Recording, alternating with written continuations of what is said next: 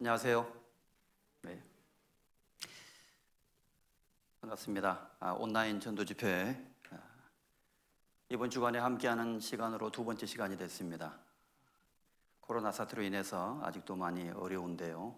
많은 분들이 하나님의 말씀으로 마음의 위로를 얻으실 수 있기를 바라겠습니다.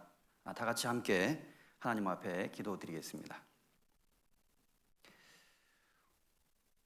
우주와 그 가운데 있는 만물을 창조하시고 인간의 생명과 호흡을 주장하시는 살아계신 거룩하신 하나님 아버지, 이 시간 주님의 말씀을 사모하는 귀한 영혼들 하나님의 말씀 앞에 모여 있습니다.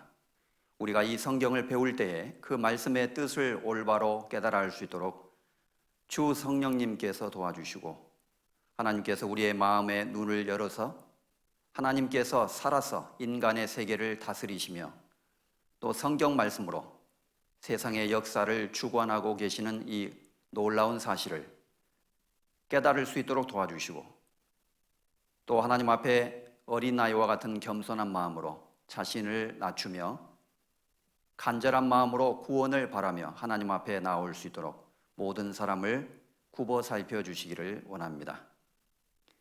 우리 가운데 한 사람도 하나님의 말씀을 경솔한 마음으로 듣거나 이 말씀을 흘러 떠내려 보는 사람이 없도록 도와주시고 모두 간절한 마음으로 하나님의 말씀에 귀를 기울이며 하나님 앞에 나아갈 수 있도록 인도해 주시기를 원합니다. 이번 한 주간을 축복해 주시고 간절한 마음으로 말씀을 듣는 모든 사람을 기억하시며 모든 사람을 구원하셔서 하나님 아버지께 큰 영광이 되게 하여 주옵소서. 오늘도 처음부터 마치는 시간까지 우리의 마음과 생각을 성령님께서 주장하여 주시기를 원하며 우리 주 예수 그리스도의 이름으로 감사하며 기도드렸습니다. 아멘.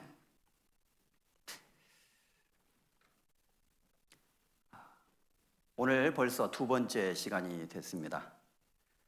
우리가 이 세상에 살아가는 동안에 해야 될 일이 많이 있지만 자신의 영혼에 대해서 그리고 인생에 대해서 그리고 하나님에 대해서 한 번쯤 생각해 보는 것은 가장 중요한 일일 것입니다. 우리 주변에는 여러 종류의 세미나가 많이 있어요. 건강 세미나도 있고 교육 세미나도 있고 투자 세미나도 있죠. 이번 한 주간은 성경을 함께 공부하는 성경 세미나가 되겠습니다.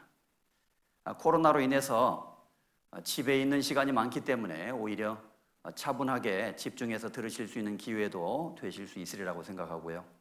또 오랜만에 3355 가족들 함께 모여서 그리고 지인들이 함께 모여서 말씀을 듣는 가운데 함께 은혜로운 시간이 될 수 있기를 바라겠습니다. 어제 시간에 이어서 오늘 또 약 2시간 정도 하나님의 말씀을 같이 배우면서 과연 이 성경은 하나님의 말씀인가? 많은 크리스찬들이 그렇게 믿고 주장하고 있는데 그렇게 믿을 수 있는 근거는 무엇인가? 믿지 않는 사람들은 쉽게 이렇게 생각하기도 합니다. 하나님이라고 하는 신은 그저 이 세상에서 약한 사람들 그리고 의지할 데 없는 사람들이 마음이 곤고하니까 하나님이라고 하는 신이 있다는 것을 생각하고 가정을 해서 그 신을 만들어내고 그리고 성경을 지어낸 것이 아닌가. 힘없고 연약한 사람이나 하나님 믿고 예수 믿는 것이지 나 같은 사람은 하나님이 필요 없어. 이렇게 생각하는 사람들도 혹 있습니다. 과연 그럴까요? 물론 대답은 아닙니다. 우리 크리스찬들이 하나님을 믿고 그리고 이 성경이 하나님의 말씀이라고 확신하는 것은 그런 어떤 맹목적인 동기에서 시작된 것이 아니라 분명한 증거에 의해서 믿을 수 있는 확실한 사실의 기초 위에 우리의 믿음이 서 있는 것입니다. 그래서 우리는 성경을 배울 때에 여러 가지 것들을 생각하게 되는데 가장 먼저 우리가 결론을 얻어야 될 것은 정말 이 성경이 하나님의 말씀이라는 것을 어떻게 알 수 있는가? 그리고 하나님이 눈에 보이시지 않는다면 그 하나님이 정말 존재하신다는 것을 어떻게 알 수 있는가? 이 문제에 대한 해답을 먼저 확실하게 얻어야 될 것입니다. 그리고 하나님이 존재하신다면 그분은 무슨 일을 하시고 계시며 우리 인간에게 무엇을 원하고 계시는가, 이것을 아는 것은 가장 중요한 핵심적인 문제입니다. 그래서 우리가 성경을 배우면서 먼저는 하나님의 존재를 확실히 알게 되고, 그 다음에는 그 살아계신 하나님과 나 사이에 개인적인 신앙의 관계가 이루어지게 되는 겁니다. 믿음을 통해서 하나님의 존재를 먼저 믿고, 그리고 하나님께서 나를 위하여 하신 일이 무엇인지를 깨달음으로, 그 하나님께서 나를 위하여 하신 일은 하나님께서 나를 사랑하심으로 예수 그리스도를 이 땅에 보내주셨고, 그리스도가 십자가에 죽으심으로 말미암아 우리의 모든 죄를 용서하시고 우리를 구원해 주셨다는 사실입니다. 그리고 그 사실, 예수 그리스도께서 나의 죄를 용서하셨다는 사실을 믿는 자마다 멸망치 않고 영생을 얻게 하려 하심이라고 성경은 약속하고 있습니다. 그 예수 그리스도의 사랑을 마음으로 깨닫고 마음으로 예수님을 믿음으로 말미암아 예수 그리스도를 통해서 하나님과 우리는 믿음의 관계를 갖게 되는 것입니다. 그것을 구원받는다, 거듭난다, 이렇게 성경은 말씀하고 있는 겁니다. 요한복음 3장에 예수 그리스도께서 말씀하시기를 사람이 거듭나지 아니하면 하나님의 나라를 볼 수 없느니라. 육으로 난 것은 육이요 영으로 난 것은 영이니 내가 네게 거듭나야 하겠다 하는 것을 기히 여기지 말라라고 말씀하신 적이 있는데, 사람이 거듭나지 아니하면 하나님의 나라를 볼 수 없다고 예수님도 말씀하십니다. 믿음으로 말미암아 하나님의 사랑을 깨닫고 예수 그리스도를 마음의 구주로 영접하는 것, 그것을 거듭난다고 말하고, 거듭나게 됨으로써 우리는 하나님의 자녀로 탄생하게 되는 것입니다. 그 문제에 대해서는 이 성경 강연의 가장 마지막 부분, 결론 부분에서 우리가 배우게 될 것입니다. 자, 먼저는 하나님이 정말 존재하시느냐, 그리고 이 성경은 참으로 하나님의 말씀이냐, 이 사실을 믿지 못한다면 예수 그리스도께서 우리를 위해서 십자가에 죽으셨다는 사실도 믿기 어려울 것입니다. 따라서 우리는 하나님의 존재를 먼저 믿을 수 있어야 되겠습니다. 신약 성경 히브리서 11장에 보면 믿음이 없이는 하나님을 기쁘시게 할 수 없다, 이렇게 말씀하시면서 하나님께 나아가는 자는 반드시 그가 계신 것을 믿어야 할지니라 라고 하신 말씀이 있어요. 하나님께 나아가는 자, 다시 말해서 교회에 나간다든지 또는 이렇게 성경을 배우기 위해서 나오는 모든 사람은 먼저는 필수적으로 하나님이 계시다는 사실을 믿을 수 있어야 된다, 이렇게 말하고 있는 것입니다. 자, 그러면 본론으로 들어가서 어떻게 우리가 하나님이 존재하시다는 것을 알 수 있느냐 하는 것입니다. 하나님은 눈에 보이지 않는다는 것이 문제이죠. 어제도 말씀드렸지만 눈에 보이지 않으면서 존재하는 것이 이 세상에도 많이 있듯이 하나님 자신도 영적인 분이시기 때문에 하나님은 완전한 지성과 완전한 감성과 완전한 사랑과 그리고 완전한 능력을 가지고 계시므로 이 우주 만물을 창조하셨고 또 인간의 모든 세계를 다스리고 계시는 분이시지만, 그러나 사람의 눈에는 보이지 않는다고 성경은 말씀합니다. 그 하나님을 볼 수 없지만, 그러나 볼 수 없다고 해서 하나님을 찾을 수 있는 길이 없다는 뜻이냐? 그것은 아닙니다. 그래서 사람이 간절한 마음으로 하나님을 찾기 원한다면 누구든지 하나님을 알고 믿을 수 있는 길을 하나님께서 사실은 주셨어요. 로마서에 보면 이는 하나님을 알만한 것이 저희 속에 보임이라, 이런 말씀이 있는데 무슨 뜻이냐면은 하나님께서 이렇게 사람들을 쭉 바라보시니까 사람들의 마음속에는 하나님을 알만한 것, 하나님을 알 수 있는 능력이 있더라는 것입니다. 인간은 짐승과 다르기 때문에 영적인 존재로서 신적인 것을 추구하고 있고 영원한 세계를 동경하고 있으며, 그리고 신을 믿고자 하는 마음 자체를 갖고 있기 때문에 하나님을 알 수 있는 능력이 기본적으로는 있다고 할 수 있다는 것입니다. 어떤 사람이 생명이 있는 사람이 있어요. 색깔을 보지 못하는 사람이 있습니다. 눈에 색을 볼 수 있는 염색체가 결여되어 있기 때문에 부족해서 색이 있지만 색이 보이지 않고 흑백으로 보이는 겁니다.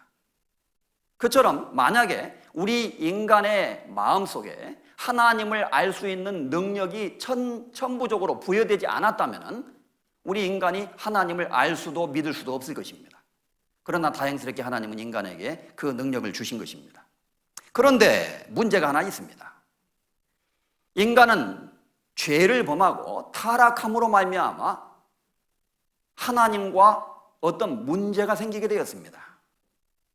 이 우주에 존재하는 모든 만물 중에 하나님의 형상대로 지음을 받은 특별한 존재가 인간이었지만 모든 사람이 죄를 범함으로 말미암아 하나님의 영광에 이르지 못하게 되었다고 말합니다. 그리고 하나님과 인간 사이에 이 담이 생기게 된 거예요. 벽이 생기게 된 겁니다. 그래서 인간은 타락함으로 말미암아 죄를 범함으로 영적인 눈이 어두워지게 된 거예요. 그 영적인 눈이 어두워져 있기 때문에 하나님을 알 수 있는 능력이 원래는 천부적으로 주어져 있었지만 그 능력이 약화된 겁니다. 그리고 자기 스스로는 하나님을 찾기가 어려운 거예요. 인간이 스스로 아무리 궁리하고 궁고해서 하나님을 찾는다고 할지라도 그것으로는 부족합니다. 그건 마치 엄마를 잃어버린 어린아이가 백화점 1층부터 7층까지 돌아다니면서 자기 엄마를 찾는 격이에요. 어렵습니다. 반대로 엄마가 아이를 찾아주면 쉽습니다. 그 안내방송에서 얼른 찾으면 되는 거예요. 이 세상의 모든 종교는 사람이 만든 것이라고 할 수 있고요. 그리고 이 세상의 모든 종교는 궁극적으로 인간 편에서 어떤 신적인 존재를 추구하면서 신적인 존재를 찾아가는 것입니다. 그것이 여러 가지 모습의 종교로 나타난 거예요. 이 강당 안에 지금 불빛이 비치지만 바깥에 유리창을 빨갛게, 파랗게, 노랗게 칠해놓으면 밖에서 보면 빨간색, 노란색, 파란색으로 보이게 되겠죠. 이처럼 사람의 마음속에는 하나님, 어떤 신적인 존재를 찾고자 하는 마음이 있는데 그 마음이 이런 모습으로 나타나면 이런 종교가 되고 이런 모양으로 나타나면 또 저런 종교가 되고 다양한 모습의 종교를 형성하게 되는 겁니다. 궁극적으로 공통점은 인간 편에서 어떤 신적인 존재를 추구하고 찾는 거예요. 그게 종교입니다. 어린아이가 부모를 찾기는 어렵듯이 사람이 아무리 궁구해도 그 신을 진정으로 찾기는 어렵습니다. 누가 이 모든 것을 창조하였는지, 누가 인간의 역사를 시작하였는지, 이 세상을 누가 만들었는지 사람이 궁구해도 알 수 없다는 것입니다. 반면에 기독교는 무엇이냐? 기독교는 하나님께서 인간을 찾아오시는 것이라고 말할 수 있습니다. 정반대입니다. 엄마가 아이를 찾듯이 하나님께서 인간을 찾아오셨습니다. 그리고 자신을 공개하십니다. 하나님이 어떠한 분이시며 누구이시며 인간을 얼마나 사랑하시는지를 말씀하셨습니다. 그리고 그 하나님의 놀라운 사랑을 성경에 기록하신 겁니다. 하나님을 알 수 있는 방법은 어제 말씀드린 것처럼 사람에게는 기본적으로 양심이 있기 때문에 양심을 통해서도 어떤 신적인 존재를 느낄 수는 있습니다. 또 하나님이 창조하신 이 놀라운 창조의 세계를 통해서도 하나님의 그 보이지 않는 솜씨와 능력을 충분히 느낄 수 있습니다. 그래서 로마서 1장에 보면은 창세로부터 그의 보이지 아니하는 것들, 곧 그의 영원하신 능력과 신성이 그 만드신 만물에 분명히 보여 알게 되나니 그러므로 저희가 핑계치 못할지니라, 이런 말씀이 있어요. 창세로부터 하나님이 세상을 창조할 때부터 지금까지 그의 하나님의 보이지 아니하는 것들, 곧 하나님의 능력과 신성이, 신성, 지혜를 말합니다. 하나님의 능력, 전능하신 하나님의 능력과 전지하신 하나님의 그 신성, 지혜가 눈에 보이지 않지만 그러나 그 만드신 만물을 통해서 분명히 보여 알게 되나니 그러므로 하나님을 믿을 수 있는 길이 없다고 핑계치 못할지니라, 그런 뜻입니다. 우리가 컴퓨터를 보면 이 컴퓨터를 만든 사람의 능력을 알 수 있습니다. 노인들은 그래요. 비행기를 타면서 이 무거운 쇳덩어리가 참 세상을 날다니 참 신기하기도 해. 그렇죠? 얼마나 신기합니까? 그것도 대단한 능력입니다. 인간의 문명도 인간의 우수한 능력의 산물입니다. 물론 그것을 근본적으로 인간에게 주신 분은 하나님이시죠. 그래서 그 만든 만물을 통해서 만든 사람의 능력을 알 수 있는 겁니다. 마찬가지로 이 우주와 만물을 창조하신 하나님의 능력은 하나님의 창조의 세계 속에 보여지고 있습니다. 너희는 눈을 높이 들어 누가 이 모든 것을 창조하였나 보라. 누가? 저절로 생겼겠지 뭐. 이 세상은 저절로 생겨나서 저절로 이루어지는 거야. 그렇게 간단하게 결론 내릴 수 있는 문제가 아닙니다. 깊이 한번 생각해 보셔야 됩니다. 반드시 원인이 있습니다. 이 세상을 있게 하신 장본인이 있다 그 말이에요. 그분이 바로 하나님입니다. 하나님은 분명히 살아계십니다. 그래서 창조의 세계를 자세히 살펴보면 하나님의 존재를 느낄 수 있고, 그 다음에 오늘은 하나님의 말씀인 성경에 대해서 이제 구체적으로 좀 공부하려고 합니다. 우리가 양심을 통해서도 하나님의 존재를 일부 느낄 수 있고, 창조의 세계를 통해서는 하나님의 솜씨를 더 크게 느낄 수 있지만, 그렇다고 해서 하나님의 생각과 하나님의 감정과 하나님의 계획과 뜻까지 알 수 있는 것은 아닙니다. 그래서 하나님은 인간에게 더 구체적으로 하나님의 마음과 생각과 계획을 알려주실 필요가 있었어요. 그것을 계시라고 하는데, 하나님의 말씀을 통해서 우리에게 하나님의 모든 것을 계시해 준 겁니다. 모든 성경은 하나님의 감동으로 된 것으로 교훈과 책망과 바르게 함과 의로 교육하기에 유익하니라고 성경을 말씀합니다. 이 성경은 사람이 기록했지만 하나님의 말씀을 받아 적은 것이라고 말하고 있습니다. 이제 나중에 시간이 허락되는 대로 좀 자세하게 그런 것들을 다 말씀드릴 수 있었으면 좋겠는데요. 그래서 베드로후서 1장 20절 21절 이하에도 예언은 성경 말씀을 예언이라고도 부르는데, 언제든지 사람의 뜻으로 낸 것이 아니요 하나님의 감동을 입은 사람들이 하나님께 받아 말한 것임이니라, 이렇게 말씀하신 구절이 있습니다. 성경의 모든 말씀은 사람이 그냥 자기 생각대로 아무렇게나 지어낸 것이 아니다 그 말이에요. 자기 뜻으로 낸 것이 아닙니다. 그렇다면 무엇이냐? 하나님의 감동을 입은 사람들이 하나님께 받아서 말한 것이다 그랬어요. BC 1500년경부터 AD 100년 사이에 1600년 동안 기록된 성경은 하나님의 말씀을 맡은 선지자들에 의해서 기록되었습니다. 그래서 어느 날 하나님이 선지자들에게 나타나서 너는 내가 너에게 이르는 모든 말을 기록하라, 이렇게 말씀하셨어요. 그래서 기록을 했습니다. 몇 년 몇 월 며칠 몇 시에 여호와의 말씀이 이르시니라, 그래서 받아 적었습니다. 구약의 다니엘이라고 하는 선지자는 하나님의 말씀을 기록하고 있다가 하나님께 질문을 했습니다. 하나님 잠깐만요. 그런데 제가 지금 적고는 있지만 하나님, 그런데 이 뜻이 무슨 뜻이죠? 이렇게 묻기도 했습니다. 하나님이 그 다니엘이라고 하는 선지자에게 말씀하시기를, 네가 지금 기록하고 있는 것은 이 인류 역사의 가장 마지막 때에 일어날 일을 기록하고 있으니 너는 그냥 그저 기록하기만 해도 된다. 몰라도 상관없으니까 일단 기록해서 잘 보관해 두어라, 이렇게 말씀하신 적도 있었습니다. 참으로 놀라운 이야기죠. 성경의 모든 기자들은 자신은 기자에 지나지 않고 성경의 저자는 한 분이신 하나님이시라고 동일하게 공통적으로 주장합니다. 예수님께서도 말씀하셨습니다. 하나님의 말씀은 패하지 못하나니, 하나님의 말씀은 패할 수 없다고 말했습니다. 천지는 없어지겠으나 내 말은 없어지지 아니하리라 라고 말씀하셨습니다. 율법에 하나님의 말씀에 1.1획이라도 땅에 떨어지지 않고 다 이루어질 것이라고 보증하셨습니다. 엄청난 말입니다.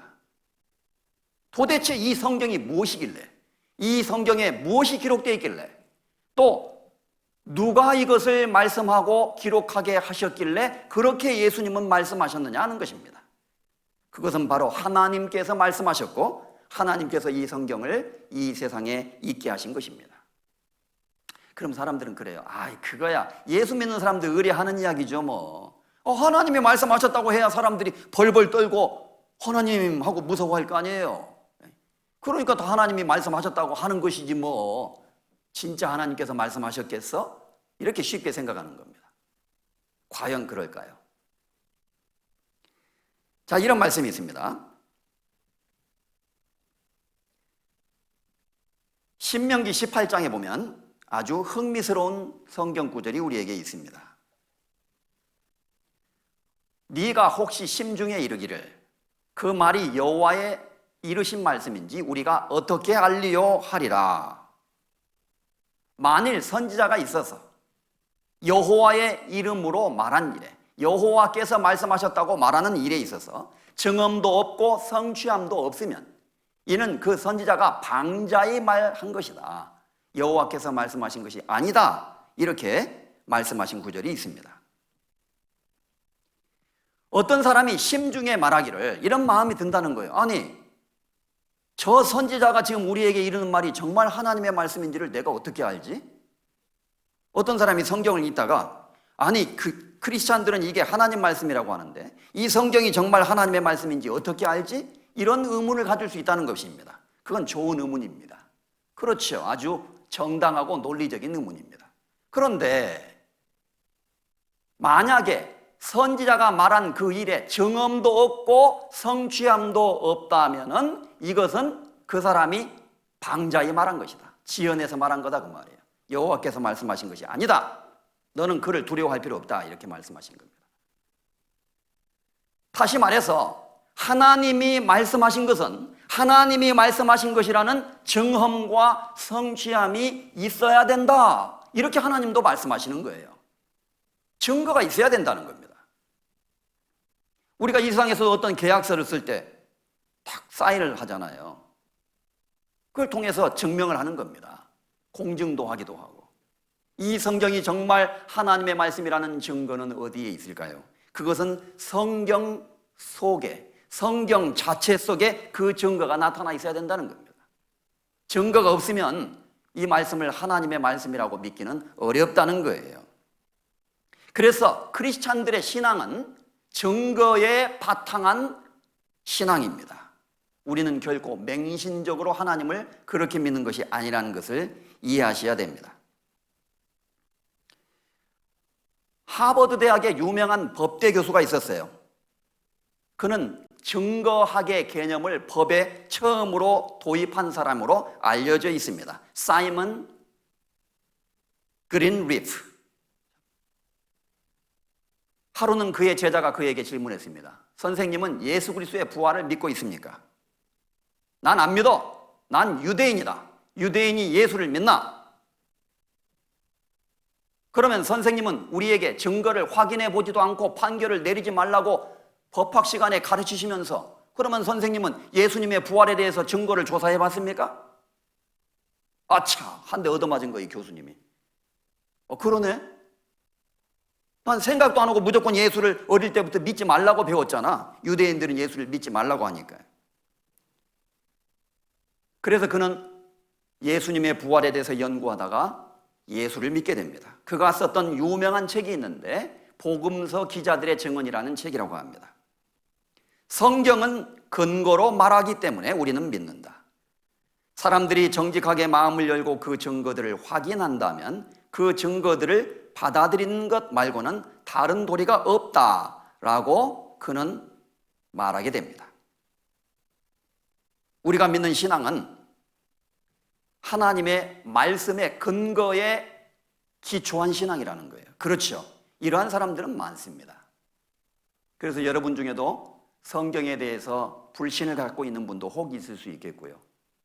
또 기독교에 대해서 반감을 갖고 있는 분도 혹 있을 수 있겠지만 너무 성급하게 결론을 내리지 말고 잘 들어보셨으면 좋겠습니다. 주변의 사람들을 보고 함부로 하나님을 판단해서도 안 되고 성경을 판단해서도 안 됩니다. 사람은 불완전합니다. 그러나 성경은 완전합니다. 하나님은 완전합니다. 비록 인간에게 문제가 있다 할지라도 성경은 절대 오류가 없는 완전하신 하나님의 말씀입니다. 우리는 이 말씀이 정말 하나님의 말씀인지 아닌지를 증거를 찾아야 되겠습니다. 법정에서도 어떤 일이 효력을 발생하려면요, 증거가 제시돼야 되는 거예요. 무조건 어떤 사람을 기소해가지고 죄인을 만들어서 감옥에 넣을 수는 없는 겁니다. 근거에 의해서 법의 판단이 내려지는 거예요. 이 말씀이 성경이 하나님의 말씀인지 아닌지를 우리가 어떻게 알리요? 이것은 아주 좋은 질문입니다. 우리는 이 질문에 대한 해답을 얻고자 이 성경 강연회를 갖고 있는 것입니다. 자, 우주와 만물을 창조하신 하나님께서 존재하시고 그분이 모든 것을 만드셨고 또 인간의 역사를 시작하셨고 다스리고 계시고 주관하고 계신다면은 앞으로 미래의 역사도 하나님께서 이끌어 가실 텐데, 그렇다면은 인류의 모든 역사는 처음부터 끝까지 하나님의 손에 이끌려서 이루어진다는 결론을 우리는 내릴 수 있습니다. 그렇다면은 과연 그것을 우리가 어떻게 이해할 수 있을까? 자, 쉽게 이렇게 설명드려 볼 수 있습니다.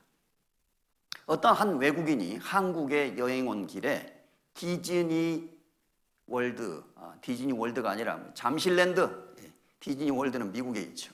잠실랜드에 가서 하루 종일 재미있게 가족들하고 놀았는데 호텔 방에 와서 보니까 가방을 놓고 와버린 거예요. 그래서 이제 분실물센터에 전화를 했습니다. 저는 미국에서 온 아무개인데 오늘 잠실랜드 롯데월드 거기서 놀다가 놓고 왔습니다, 가방을. 예, 여기 까만색 가방이 하나 보이는데 아마 이 가방인지 모르겠습니다. 내일 아침 10시까지 오시죠.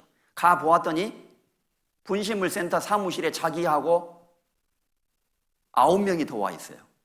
10명이 와 있습니다. 참 이상한 일입니다. 가방은 하나인데 아주 비싼 고급 가방이라서 그런지 자기가 주인이라고 주장하는 사람이 9명이 더 나타났다고 해봅시다. 그러면 누가 그 가방의 주인인 것을 어떻게 밝혀낼 수 있을까요? 간단합니다.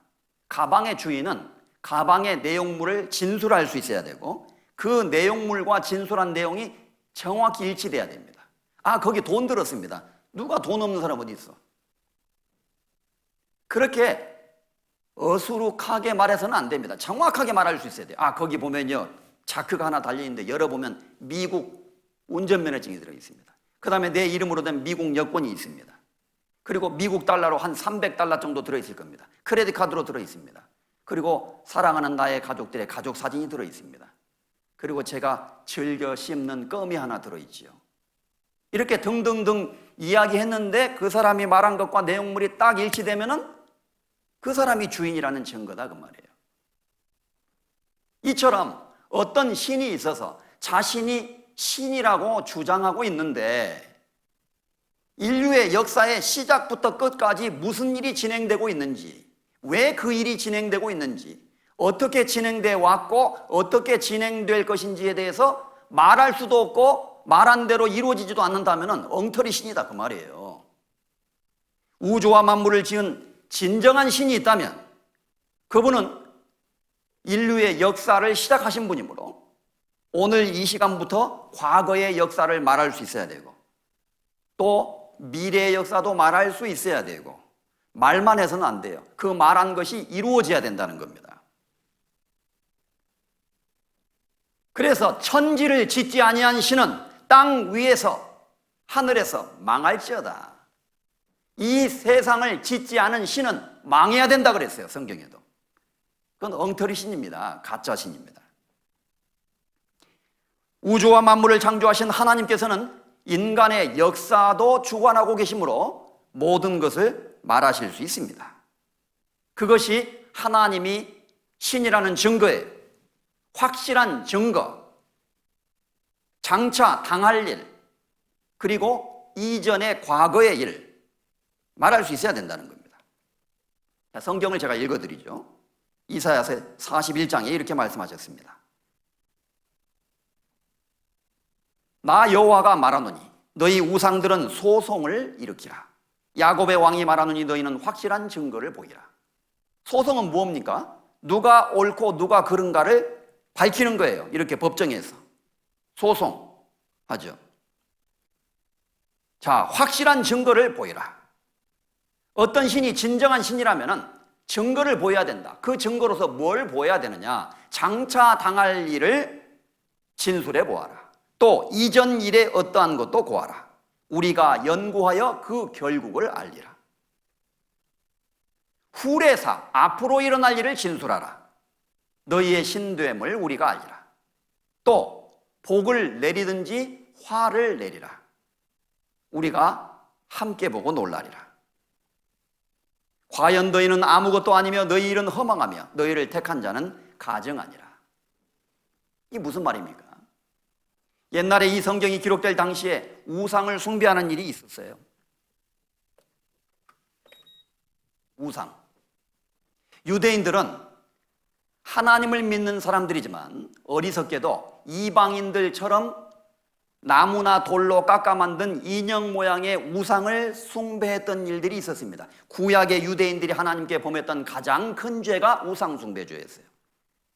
열방의 우상은 은금이요, 은과 금으로 만든 것이요, 사람의 수공물이라. 사람이 손으로 만든 수공의 품이다. 눈이 있어도 보지 못하며, 귀가 있어도 듣지 못하며, 입이 있어도 말하지 못하며, 그 코에는 아무 기식도 없나니 그 동상, 우상을 만드는 자와 그것을 의지하는 자가 다 그것과 같으리로다. 이렇게 말씀을 하셨어요. 사람의 모양, 때로는 짐승의 모양, 이런 모습을 하고 있는 형상들을 말합니다. 왜 유대인들이 그런 우상을 섬겼을까요? 자신에게 어려운 문제가 있고 고난이 있고 병이 있고 가난이 닥칠 때 하나님이 도와주신다는 것을 배웠지만은 당장에 도와주시는 것처럼 느껴지지 않을 때가 있는 거예요. 하나님이 기다리실 때가 있거든요. 당장에 안 도와주니까 하나님 의지하지 못하는 겁니다. 그리고는 우상에게 가서 절을 하는 거예요. 그건 하나님께 대한 배신입니다. 유대인이 하나님의 백성이라고 하는 이스라엘 민족이 세상에 우상에게 대고 절을 해? 말도 안 되는 소리죠. 그래서 하나님이 말씀하신 거예요. 너희가 믿는 그 돌과 나무로 깎아 만든 우상이 진짜 신이라면은 진짜 신이라는 증거를 한번 보여봐라. 자, 한번 소송을 제기해봐라. 누가 참신이며 누가 진짜 하나님인지를 한번 밝혀보자, 그 말입니다. 진짜 신이라면은 인류의 역사의 이전 일, 과거의 일, 장래 일, 후래사, 그런 것들을 말할 수 있어야 되고 말한 대로 이루어져야 된다는 겁니다. 당연한 이야기죠. 그래서 이 성경 전체는 인류의 역사를 기록하고 있는 거예요. 성경의 대부분이 예언으로 이루어져 있습니다. 예언. 이제 앞으로 많은 것을 배우게 되는데 제가 여러분 드릴 말씀이 너무 많아요. 그러나 다 말씀드릴 수는 없고 시간 제약이 있기 때문에 중요한 내용만 알기 쉽게 좀 간추려서 설명드리려고 노력합니다. 이 성경의 많은 내용은 예언으로 이루어져 있습니다. 어떤 사람들은 성경이 그저 죄 짓지 말고 착하게 살아라, 남을 위해서 봉사하면서 선한 삶을 살아라, 그러면 하나님이 너를 천국으로 보내줄 것이다, 이렇게 말하고 있는 것으로 착각하는 사람이 있습니다. 물론 성경은 죄를 짓지 말고 선을 행하라고 말합니다. 그러나 그런 도덕을 가르치는 것이 성경의 전부는 아니에요. 그리고 선을 행함으로 인간이 구원받는다고도 말씀하지 않습니다. 왜냐하면 인간은 진정한 의미에서 진정한 선을 행할 수는 없기 때문입니다. 자, 어쨌든 그런 단순한 도덕적인 것만을 가르치는 것이 아니라 성경은 인류의 근원에 대해서 이야기하고 있습니다. 이 세상의 근원에 대해서, 우주의 시작, 인류의 역사의 시작, 역사의 끝, 그리고 그 사이에 진행되는 역사의 목적, 이 모든 것들을 다 설명을 하고 있는 거예요. 그런데 많은 성경의 내용은 성경이 아주 오래전에 기록됐기 때문에 예언으로 이루어졌어요. 지금부터 3500년 전부터 기록되기 시작해서 1900년 전에 신약 성경 요한계시록이 완성됐기 때문에 아주 오래된 책이죠. 세상이 책으로 말하면 이렇게 오래된 책이 없어요. 이 안에 성경이 기록되기 이전의 역사도 기록되어 있고 인류 역사의 시작 그리고 처음 부분에 있었던 일도 기록되어 있고 그 다음에 많은 부분이 인류 역사의 훗날 마지막에 일어날 일들까지도 기록이 되어 있습니다. 이것을 예언이라고 말해요. 어떤 성경학자가 예언이란 무엇입니까? 라고 묻자 이렇게 간단하게 대답을 했습니다. 예언은 무엇인가? 그것은 미리 기록된 하나님의 역사이다. 이렇게 말할 수 있다고 그랬어요. 아주 명석한 대답입니다. 인간의 역사는 지나간 것을 나중에 정리해서 기술한 거예요. 그런데 이제 가다 보면은 옛날로 가다 보면 모르는 게 많아요.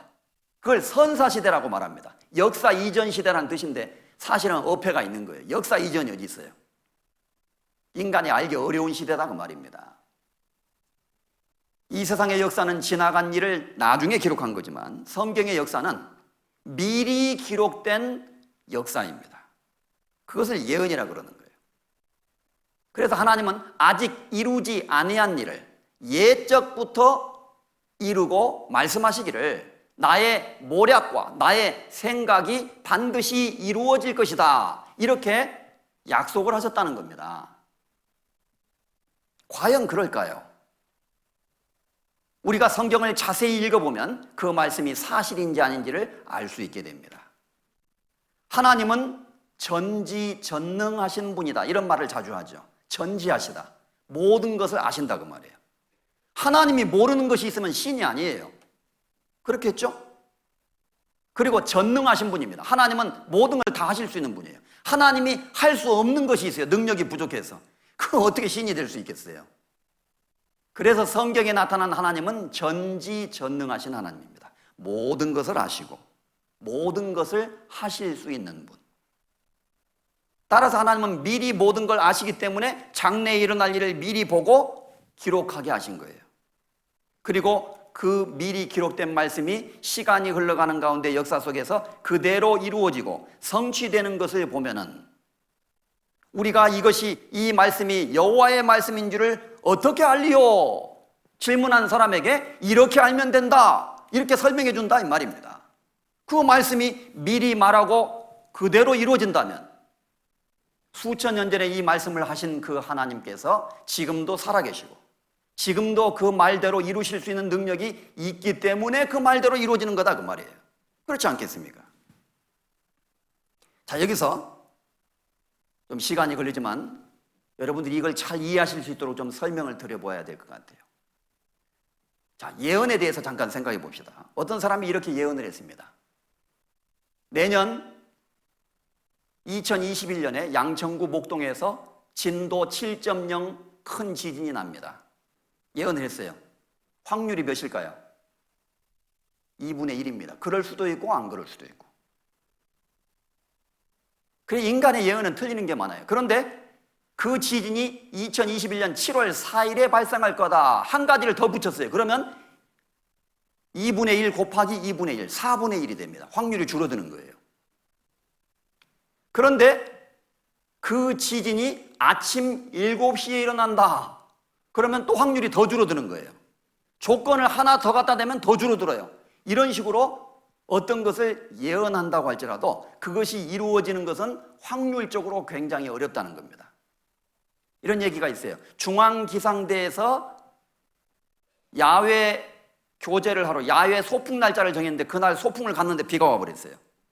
중앙기상대에서 소풍을 갔는데 이는 인간은 알기가 어렵다는 거예요.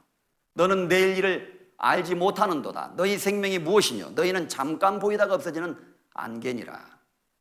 너는 내일 일을 자랑하지 말라. 하루 동안에 무슨 일이 날는지 네가 알 수 없음이니라. 잠언 27장에도 그렇게 말씀하셨죠. 그렇죠. 인간은 하루 동안에도 무슨 일이 날지 알 수가 없습니다. 어떻게 알아요? 그래서 일기는 일기 예언이라고 말하지 않고 예보라고 말합니다. 데이터를 가지고 추측을 하는 거지만 그것도 빗나가요. 자, 그런데 이 성경에 보면 예수 그리스도에 관한 예언이 구약 성경에 320여 가지가 있었습니다. 대략적으로. 이스라엘 민족에 관한 예언은 셀 수 없을 만큼 많습니다. 세계 역사에 관한 수많은 예언들이 성경에 기록되어 있습니다. 이 모든 예언이 역사 속에서 착착 그대로 이루어질 수 있는 확률은 확률적으로도 어렵다는 거예요. 그렇지 않겠습니까? 생각을 해보세요. 그래서 예수님에 대한 예언만 좀 생각을 해보면 어떤 학자가 예수님의 예언에 대해서, 예수님의 생애에 대한 예언에 대해서 연구를 했습니다. 예수님이 누구입니까? 구약 성경에 보면 하나님이 인간을 구원하기 위해서 인간의 모습을 입고 이 세상에 오시게 될 것이다. 그분은 메시아, 그리스도, 인류를 구원하는 구세주가 될 것이다. 이렇게 예언을 하셨어요. 사람의 모습으로 하나님이 한번 나타나시게 될 거다. 그런데 그 메시아가 이 세상에 오게 되면은 이러이러한 모습으로 오게 된다. 이것을 아주 오래전부터, 예수님이 태어나기 1500년 전부터 말하고 예언이 돼 있었다는 겁니다. 그가 베들레헴에 태어나실 것, 그리고 그는 처녀의 몸에서 잉태하실 것, 그리고 나사렛에서 자라시게 될 것, 그리고 그가 십자가에 죽으실 것, 채찍에 맞으실 것, 못 박혀서 피 흘리심으로 죽으실 것, 그리고 그의 시신은 부자의 무덤에 장사되실 것, 그가 죽고 장사되었지만 사흘 만에 부활하실 것, 그리고 승천하실 것, 그리고 훗날 그가 다시 이 땅에 재림하실 것. 자세히 예언되어 있었는데 재림에 관한 예언은 너무 많아서, 너무 많기 때문에 일단 셀 수 없을 만큼 많아서 별도로 두고 예수님이 2000년 전에 오신 것을 처음 오셨다 그래서 초림이라 그래요. 그 초림에 관한 예언만 대략적으로 중요한 것이 320여 가지에서 356가지 그 정도 된다 그래요. 학자마다 조금 다르게 이야기할 수도 있는데 어쨌든 그 많은 예언이 이루어질 수 있는 확률이 있을까요? 자, 이걸 잠깐 생각을 해봅시다. 그리고 다른 예언에 대해서 생각해 보면 여러분이 성경의 예언이라는 것에 대해서 개념이 좀 이해가 될 거예요. 하나님이 아니고는 예언하실 수도 없고 그 예언대로 이루실 수가 없어요. 예수 그리스도에 관한 예언은 320여 가지 정도 되는데 그리스도의 탄생과 유년 시절, 생애, 죽음, 장사, 부활, 승천, 그리고 그가 여자의 후손으로 오실 것, 아브라함의 후손, 다윗의 자손, 유다 지파로 오실 것, 처녀에게서 탄생하실 것, 베들레헴에 탄생하실 것, 나귀를 타고 예루살렘에 입성하실 것, 그리고 그는 십자가에 찔리시고 부자의 무덤에 장사되고 부활하시고 승천하실 것. 그 외에 이제 다른 예언도 많아요. 은삼십에 팔리고 제자들에게 배반당하고 버림받고 매맞고 그의 겉옷이 나뉘어지고 원수들이 그를 조롱하고 쓸개를 주어서 그를 마시게 하고 그의 뼈가 꺾이지 않고 그의 시신이 부자의 묘실에 장사될 것. 이런 등등의 많은 예언들이 성경에 예언되어 있었습니다. 그대로 예수님이 이 세상에 오셨는데 베들레헴에서 실제로 탄생하시게 된 거예요. 그래서 예수님이 탄생하셨을 때 동방의 박사들이 왔잖아요. 크리스마스 때 그 연극 많이 하죠. 동방 박사들이 왔어요. 유대인의 왕으로 나시니가 어디 계시뇨 하면서 메시아를 찾으러 왔죠. 그때 헤롯 왕이 많은 사람들을 불러서 말했습니다. 물었습니다. 그리스도가 어디서 나겠느냐?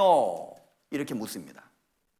성경을 아는 사람들이 대답하죠. 예, 미가서 5장 2절에 보면 베들레헴에서 그리스도가 출생하신다고 되어 있습니다. 이는 선지자로 그렇게 말씀하셨기 때문에 베들레헴에서 나시게 될 겁니다. 아, 대답은 참 잘했어요. 그 말대로 예수님은 베들레헴에서 탄생하셨죠. 그때부터 카운트다운 되기 시작하는 거예요, 이제. 자, 이게 무슨 말이냐면은 제가 이렇게 설명드려 볼게요. 다른 예로 이렇게 설명을 내려봅니다. 어떤 사람이 이렇게 예언을 한다고 가정해 봅시다. 앞으로 700년 후 한국에 나타나는 제187대 대통령은 이러이러한 사람이 될 것이다 라고 누가 예언을 합니다. 그는 한국인 아버지와 우크라이나에서 유학을 온 어머니 사이에서 태어날 것이며, 그는 서울시 종로에서 태어날 것이고, 고등학교까지는 한국에서 공부하고 대학은 일본, 대학원은 중국, 박사학위는 미국에서 획득할 것이며, 졸업 후 외무부에서 외교관으로 근무하다가 그는 42세에 국회의원에 첫 출마할 것이며 3번 낙방된 후 당선될 것이고, 그 이후 대통령에 첫 출마하여 당선될 것이다. 이렇게 예언을 했다고 가정을 해보자 이 말이에요. 그리스도가 오시면 이러이러한 분이 되실 것이며 이러한 일들이 그리스도에게 이루어질 것이다 말하고 예언한 성경의 예언처럼 앞으로 훗날 한국에 나타나는 187대 대통령은 이런 사람이라고 누가 예언을 했다고 해보자 이 말입니다. 그대로 이루어질 확률이 몇 퍼센트가 되겠어요? 그와 똑같습니다. 그건 생각해 볼 필요가 없어요. 못 맞춥니다, 절대. 신이 아니고는 맞출 수가 없는 거예요. 그런데 이 사람에 대해서 언급한 것이 지금 한 10가지 정도 되는 것 같아요. 그런데 예수님에 대해서는 무려 300여 가지 이상의 예언이 구약 성경에 기록이 되어 있었습니다. 여러분이 성경을 자세히 읽어보면 그걸 알 수 있는 거예요. 그러면 이루어질 확률이 어떻게 되겠습니까? 불가능한 거예요. 그런데 놀랍게도 성경을 자세히 연구해보고 그리스도의 생애에 대해서 연구해보면 그 수많은 예언들이 예수님의 생애 속에서 정확하게 성취되게 되었다는 것을 알게 됩니다. 이것은 정말 기적적인 거예요. 하나님이 계시지 않고는 불가능한 겁니다. 그래서 미국의 캘리포니아에 피터 스토너라고 하는 대학 교수가 있었는데, 그는 대학에서 천문학을 가르치고 수학을 가르치는 교수였습니다. 그가 성경을 연구하면서 수학적으로 그것을 설명을 했어요.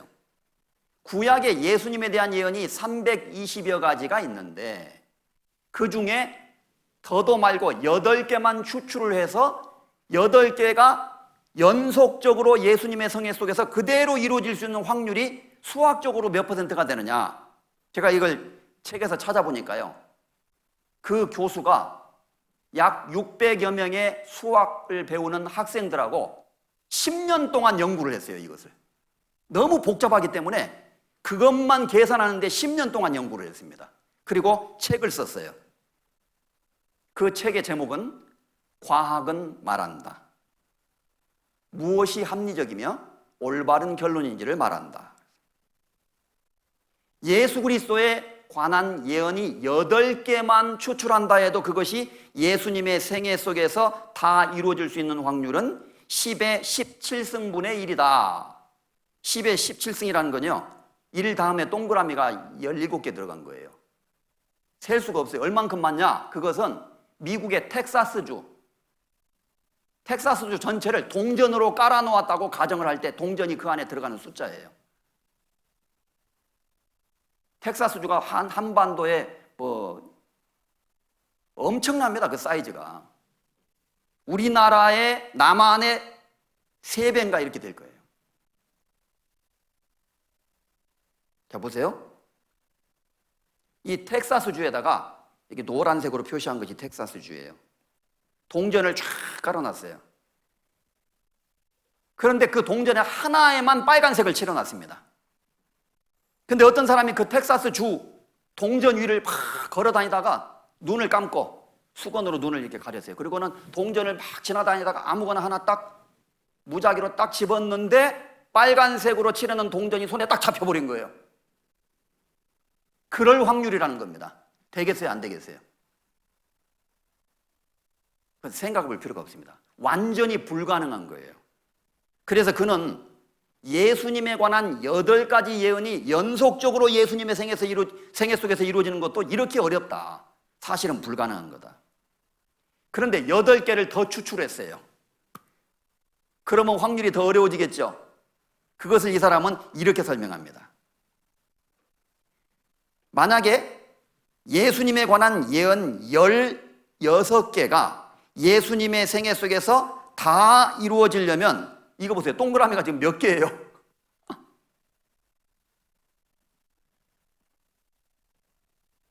그는 이렇게 설명합니다. 태양부터 수금지와 목토, 천의 명, 맨 끝에 있는 명왕성까지가 얼마나 멀겠어요? 그렇게 큰 축구공 모양의 구형체가 있다고 가정해보자. 태양계로부터 시작을 해서 중심으로 시작해서 명왕성까지 거리가 되는 엄청난 사이즈의 축구공이 있어요. 그 안에다가 동전을 가득 채워놓고 빨간색 동전을 하나 섞어놨어요. 그리고 무작위로 여기저기 여행하고 다니다가 하나를 딱 집었는데 또 빨간색 동전이 딱 잡혔네. 기가 막히죠.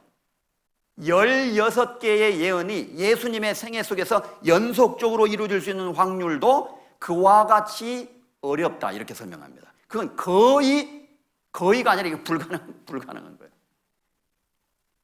수학 박사님이 계산해 놨어요, 미리. 우리가 계산할 필요 없다고. 아니, 사실 우리는 박사학위 없어도 그건 알 수 있습니다. 너무너무 어려운 거예요. 그런데 이 성경에는 예수 그리스도에 관한 수백 개의 예언이 그대로 이루어졌고, 이스라엘 민족에 관한 예언이 그대로 이루어졌고, 인류 역사의 마지막 때에 일어날 일들이 예언되어 있는데 그대로 이루어졌고, 성경은 역사 속에서 성취되고 있다는 것입니다. 성경은 하나님의 말씀이라는 것을 누구도 부인할 수가 없는 거예요. 장차 어떤 일이 일어날지, 이 세상이 어떻게 될지 성경에 자세히 예언되어 있습니다. 앞으로 남아있는 시간에 그것들을 좀 말씀드리려고 하는 겁니다. 지금 코로나로 인해서 사람들이 굉장히 두려워해요. 무슨 일이 벌어지고 있느냐, 지금. 자, 이제 또 다른 제2의 코로나 사태가 오면 어떡하느냐. 그래서 사람들을 전수조사하려면 너무 복잡하니까 이제 완벽하게 통제해야 된다. 어떻게 하면 좋겠느냐. 그래서 미국에서는 여러 가지 이야기가 진행되고 있는데, 아예 사람의 몸에다가 칩을 박아서 GPS 시스템으로 추적을 하면 어떨까? 요즘에 스마트폰 가지고 있는 사람들 어디 가든지 다 추적되잖아요. 얼마 전에 저 이태원에서 사태 나니까 거기 가까운 데 갔던 사람들까지 다 연락 왔어요. 중앙질본에서. 다 통제됩니다. 그렇듯이 아예 사람의 몸에다가 칩을 넣어서 할 수 있을까? 기술적으로는 가능합니다. 지금 스웨덴 같은 데서는 일부 어떤 회사에서는요, 사람의 몸에다가 칩을 넣어서 출근할 때 삑 하고 들어와요. 언제 출근한지 다 나와요. 그럼 구내 매점에서 뭐 음료수 사 먹을 때요, 삑 하고 그러면 계산돼 버려요. 지금 기가 막힌 시대가 됐습니다. 이것을 스웨덴 전 국민에게 보고시키면 어떠느냐, 이런 얘기가 나오고 있어요. 미국의 플로리다주에서 엊그저께 나온 뉴스입니다.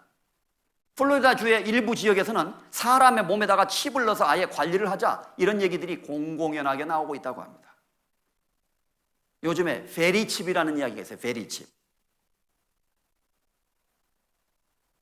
사람의 몸에다가 어떤 칩을 넣어서 그 사람이 어디로 이동하는지 그것을 관리해 보자는 겁니다. 그러면은 예를 들어서 전염병에 걸린 사람이 어디로 가도 통제할 수가 있잖아요.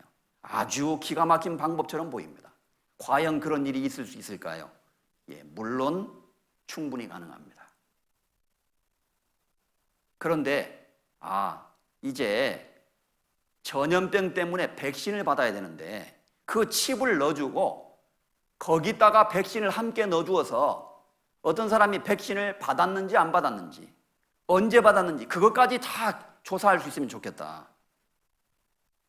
그거 참 좋은 생각이네. 이런 의논들이 지금 되고 있는 거예요. 그리고 요즘에 크레딧 카드 이제 사용하기 좀 불편하잖아요. 그러니까 이제 스마트폰에다가 스마트페이라 그래가지고 물건 사고 스마트폰으로 찍 하고 그으면 계산되잖아요. 스마트폰 잃어버릴 수 있거든요. 그러니까 또 무슨 얘기가 있느냐?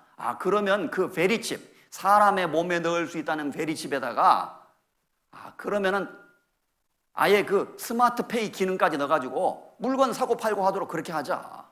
그리고 전 세계 사람에게 그것을 보급하면 완벽하게 모든 사람을 통제할 수 있는 시스템이 되지 않겠는가. 다음에 더 큰 전염병이 올 때 그렇게 하면 좋겠다. 이런 얘기가 진행되고 있는데 놀랍게도 성경은 장래에 일어날 일을 예언하고 있다고 말씀드렸잖아요. 다음번에 이걸 좀 더 자세히 좀 말씀드리겠지만 오늘 간단히 좀 말씀을 드리겠습니다.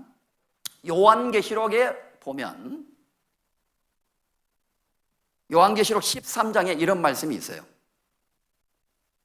요한계시록은 예수님의 제자인 사도 요한이 맨 마지막 시대에 일어날 일, 세상 끝부분에 있을 일을 미리 보고 계시를 받아서 적은 것이라는 뜻입니다. 마지막 때 이 세상에는 적그리스도라고 하는 한 인물이 나타나는데 그 적그리스도는 그리스도를 대적하는 자라는 뜻이에요. 사탄의 화신입니다. 사탄이 사람의 모습으로 나타나는 존재인데 그는 세상의 왕이 될 것이고 세상을 통치하게 될 것이다. 하나의 정치 시스템, 하나의 경제 시스템, 하나의 종교 시스템을 도입해서 온 세상을 다스리게 되는데 이렇게 다스린다고 되어 있어요. 지금부터 1900년 전에 이렇게 기록됐습니다. 제가 한번 읽어보죠. 저가 적그리스도를 말합니다. 모든 자, 이 세상에 있는 모든 사람, 곧 작은 자나 큰 자나 청소년이나 어른이나 부자나 빈궁한 자나 자유한 자나 종들로 오른손에나 이마에 표를 받게 하고 누구든지 이 표를 가진 자 외에는 매매를 못하게 하니 이 표는 곧 짐승의 이름이나 그 이름의 수라. 지혜가 여기 있으니 총명 있는 자는 짐승의 수를 세어보라. 그 수는 사람의 수니 666이니라. 이렇게 1900년 전에 예언이 돼 있었어요. 우리 교회에서는 약 30여 년 전부터 여러 가지 자료들을 제시하면서 이 예언은 반드시 이루어지게 될 것이다. 앞으로 이 인류에 엄청난 변화가 오게 되는데 모든 사람의 오른손에나 이마에 표를 받아서 그 표가 있어야만 물건을 사고 팔 수 있는 시대가 올 것이다. 이렇게 성경을 미리 이야기했습니다. 30년 전부터. 그럼 많은 사람들이요, 아이, 말도 안 되는 소리. 아니, 뭐 애들이 소꿉장난하나? 손에다가 뭐 표를 받아가지고, 슈퍼마켓 가서 물건 주세요. 이 애들 장난하는 것 같지. 성경은 다 신화 같은 이야기야. 애들 이야기구만. 난 그런 거 안 믿어. 이렇게 생각하는 사람이 많았다는 겁니다. 왜냐? 상식적으로 이해가 되지 않는 거예요. 그런데 성경은 인간이 믿거나 말거나 실제 있을 일을 미리 기록해 놓았기 때문에 하나님 사람에게 막 믿으라고 그렇게 하시는 분이 아니에요. 일단 사실을 기록해 놓으신 분입니다. 그리고 믿는 것은 스스로 선택하도록 하시는 거예요. 그런데 점점 지나면서 현금이 사라지기 시작하는 거예요. 현금이 불편해요. 컴퓨터 시대가 되면서 크레딧 카드가 나오기 시작했어요. 크레딧 카드가 나오더니 바코드 시스템이 나옵니다. 바코드와 함께 나왔죠. 그리고 이제 주로 크레딧 카드, 바코드 이런 걸로 다 물건을 계산하고 팔고 이렇게 되는 거예요. 그러더니 점차 시간이 흘러가면서 사람의 몸에 이것을 새길 수 있다는 이야기들이 나오기 시작했던 겁니다. 여기 바코드. 미국의 IBM에서 개발한 시스템인데 컴퓨터가 촥 스캔하면 숫자를 읽는 겁니다. 숫자를 막대 부호로 변환시켜서 컴퓨터가 읽도록 한 거예요. 이 바코드에는 맨 양쪽에 그리고 가운데 바코드가 있는 컴퓨터가 있는 숫자로 666이 새겨져 있습니다. 왜인지는 참 미스테리예요. 어쨌든 그 수는 사람의 수니 666이니라. 정말 놀라운 말씀입니다. 이 바코드를 사람의 몸에 찍자는 이야기가 있는 거예요. 오래전 독일에서 발행되는 슈테른이라고 하는 주간조선 같은 독일의 잡지에 표지에 이런 사진이 실렸던 거예요. 아주 오래전에. 한 20여 년 전일 겁니다. 80몇 년도일 거예요. 사람의 머리 위에 이렇게 바코드를 그려놨어요. 그리고 독일어로 Einfach kommt in den Computer. 국민들이 컴퓨터에 의해서 카운트된다 이렇게 써놓았습니다. 컴퓨터에 의해서 계수되는 시대, 이런 시대가 앞으로 올 것이다. 왔습니다. 이제 미국의 한 잡지회사에서는 사람의 이마에다가 바코드를 새겨놓고 이런 시스템이 개발되었다고 선전을 했습니다. 지금 사람 몸에다가 이제 조그마한 칩이 있잖아요. RFA인가요? RFID. 여기다가 모든 정보를 다 집어넣습니다. RFID 칩. 나에 대한 모든 정보를 집어넣고 사람 몸속에다가 이것을 새길 수가 있는 거예요. 꿈의 칩, RFID 본격 개발.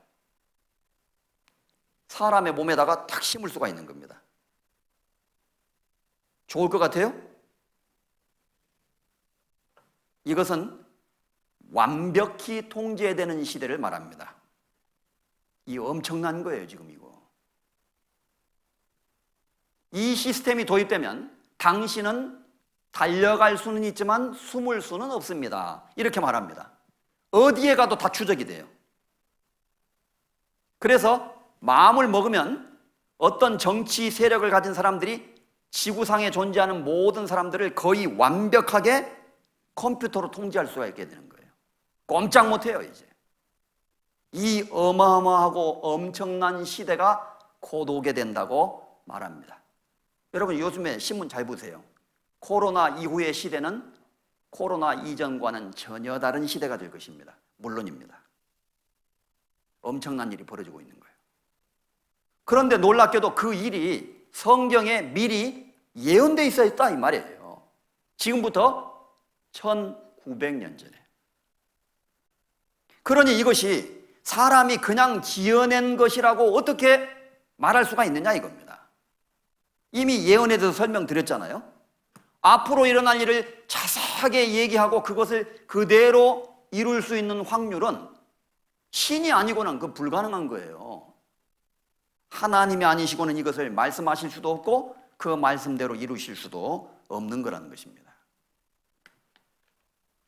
그래서 예수님이 이런 말씀하셨어요. 내가 땅의 일을 말하여도 너희가 믿지 아니하거든 하늘의 일을 말하면 어떻게 믿겠느냐.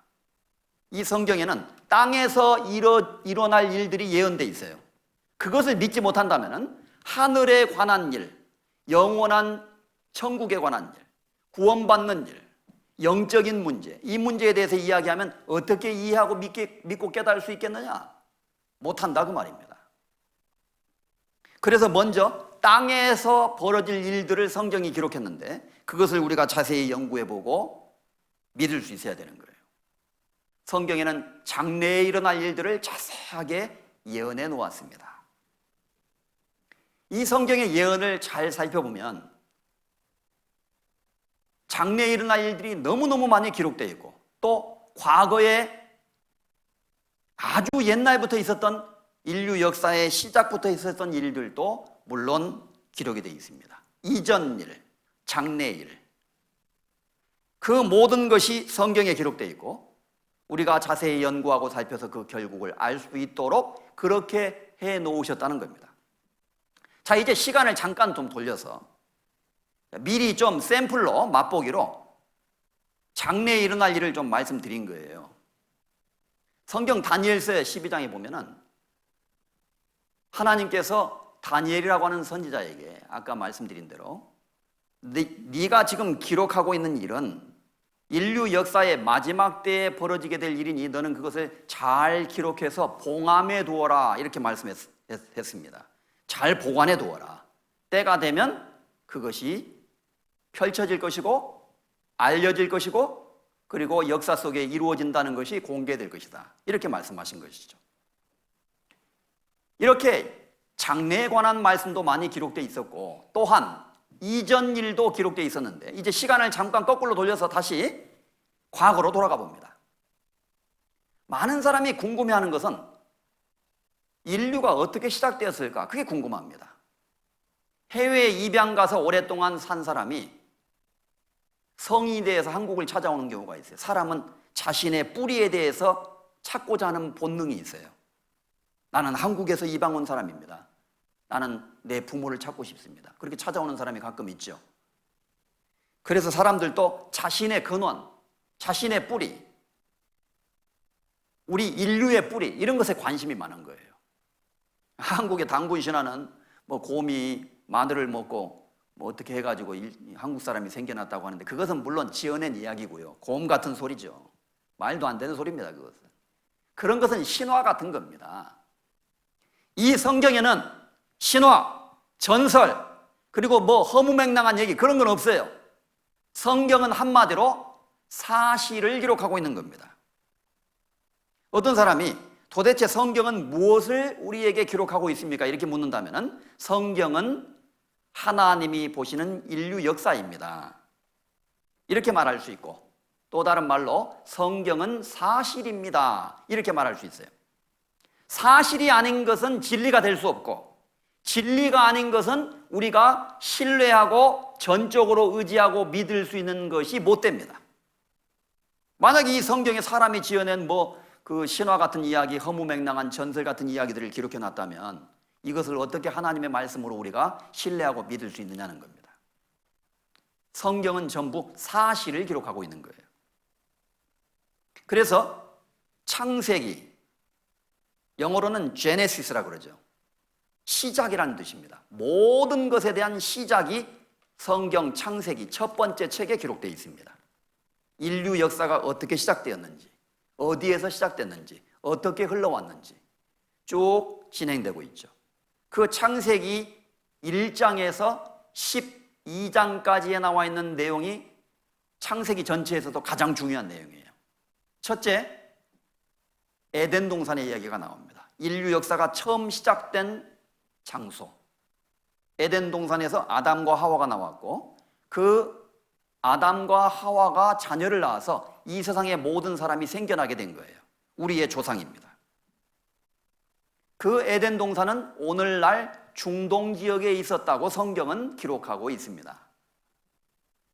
그리고 에덴 동산 이후에 이제 인류 역사가 진행되면서 사람이 숫자가 많아졌어요. 그런데 창세기 6장에 보면 사람이 많아지니까 또 많아지는 게 뭐냐면 죄가 많아지는 거예요. 그래서 타락한 인간은 하나님 앞에 범죄하게 되는데, 얼마나 죄를 많이 짓는지 하나님께서 너무 분노하셨어요. 사람 지으신 것을 정말 후회하실 만큼 인간이 극악하게 악독해졌습니다. 그래서 하나님이 하늘에서 비가 오게 하심으로 40주야를 홍수가 내려서 세상을 덮게 되죠. 그 홍수로 인해서 온 지구가 물속에 들어가게 되는 사건이 벌어지게 됩니다. 이것을 노아 홍수라 그래요. 노아라고 하는 사람이 살던 시대에 일어난 홍수이기 때문에 온 세상이 물에 의해서 전멸한 사건이 있었다고 성경은 말합니다. 그러니까 성경에 꼭 좋은 이야기만 있는 거 아니죠? 굉장히 무서운 이야기가 있는 겁니다. 완전히 지구가 물속에 들어갔다가 이제 홍수가 그치고 물이 점점점 줄어들어서 인류 역사가 다시 시작됩니다. 그 이후에 한참 또 지나서 이제 홍수 이후에 사람들이 오늘날 이라크 지역인 시날 평지라고 하는 곳에 모이게 됩니다. 바벨 지역이에요. 바벨론. 그리고 거기서 이제 높은 탑을 쌓아서 그 탑의 꼭대기를 하늘에 닿게 하여 인간의 이름을 내고 온 지면에 흩어지지 말자, 이렇게 운동을 했어요. 아마 다시 홍수가 나면은 그 탑을 모아놓고 쌓아놓고 그 위에 올라가려고 했는지도 모르겠어요. 그때 사람들은 하나의 언어를 사용하고 있었다고 성경이 기록하고 있습니다. 하나님이 보시니까 이거 안 되겠거든요. 그래서 탑의 건설을 중단시켰습니다. 어떻게? 말을 혼잡하게 하나님이 만드셨어요. 그래서 언어를 흩어버리신 거예요. 갑자기 왜곡가 생기게 됐습니다. 그래서 이 의사소통이 이루어지지 않자 자동적으로 탑의 건설이 중단됩니다. 그리고 일부는 바벨탑에서 동쪽 지역으로, 아시아 지역으로, 일부는 북쪽 유럽으로, 일부는 남쪽 아프리카 지역으로 세 방향으로 크게 흩어지게 됩니다. 이것이 인류 역사의 시작에 관한 기록입니다. 그리고 그 사건 이후에 바로 그 바벨탑을 쌓던 곳에서 아브라함이라고 하는 한 사람을 하나님이 불러내셔서 오늘날 팔레스타인 땅, 이스라엘 땅으로 오게 하시고 그를 축복하셔서 유대 민족을 생겨나게 하십니다. 이 세상의 많은 사람들 중에서 아브라함을 통한 후손들을 구별시키시고 하나님의 백성이라는 이름을 그들에게 주시고 이스라엘이라고 칭하시고 하나님이 그들을 선택하셨어요. 그들을 왜 선택하셨는지 어떤 일을 하시는지는 이제 다음 시간에 더 자세히 배울 수 있게 되겠습니다. 어쨌든 그런 일이 있었습니다. 대략적으로 이런 사건이 가장 중요한 사건이에요. 그런데 이제 사람들이 성경을 읽다 보면은 얼른 이해하기 어려운 말들이 있거든요. 쭉 이제 성경 읽다 보면은 에덴 동산에서 아담과 하와가 있었고 뱀하고도 대화를 나누고 이거 옛날 이야기 같다. 또 노아 홍수 때 이야기를 보면은 어떻게 비가 40일 동안 내리냐. 그리고 아무리 비가 많이 와도 그렇지 온 세상이 어떻게 물에 잠겨. 얼른 이해가 안 되니까 이건 지어낸 얘기인가 보다 이렇게 쉽게 결론을 내려버리는 거예요. 참 성급하기는. 그럼 사람들이 그렇게 믿기 어려운 내용을 하나님이 왜 기록하셨겠어요? 또 창세기에 보면은 노아홍수 이전 시대의 사람들은 900살 이상을 살았다는 기록들이 나오거든요. 900 몇 살 살았어요. 쭉 성경 읽다가 딱 덮어버렸어요. 어떻게 사람이 900살을 살아? 말도 안 되는 소리네. 이 신화가만 이렇게 얄팍한 생각으로 결론을 내린다는 거예요. 여러분 생각해 보십시오. 하나님이 성경을 기록하실 때 왜 그런 걸 기록했겠어요? 사람이 이것을 지어냈다면 왜 그렇게 믿기 어려운 내용을 기록해 놓겠어요? 그것이 사람이 지어낸 것이 아니라는 반증이에요. 믿거나 말거나. 일단 하나님은 사실을 기록한 거예요. 자, 그래서 에덴 동산, 노아 홍수, 바벨탑 전부 신화 같은 이야기로 생각하지만 사실은 전부 역사적인 사실을 기록하고 있습니다. 이것을 분명히 먼저 아셔야 돼요. 그리고 그에 대한 분명한 증거가 있습니다. 성경은 사실입니다.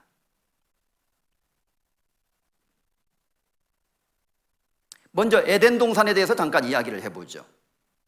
드릴 말씀이 많으니까 좀 간추려서 말씀을 드려보겠습니다. 창세기 기록에 의하면 에덴 동산은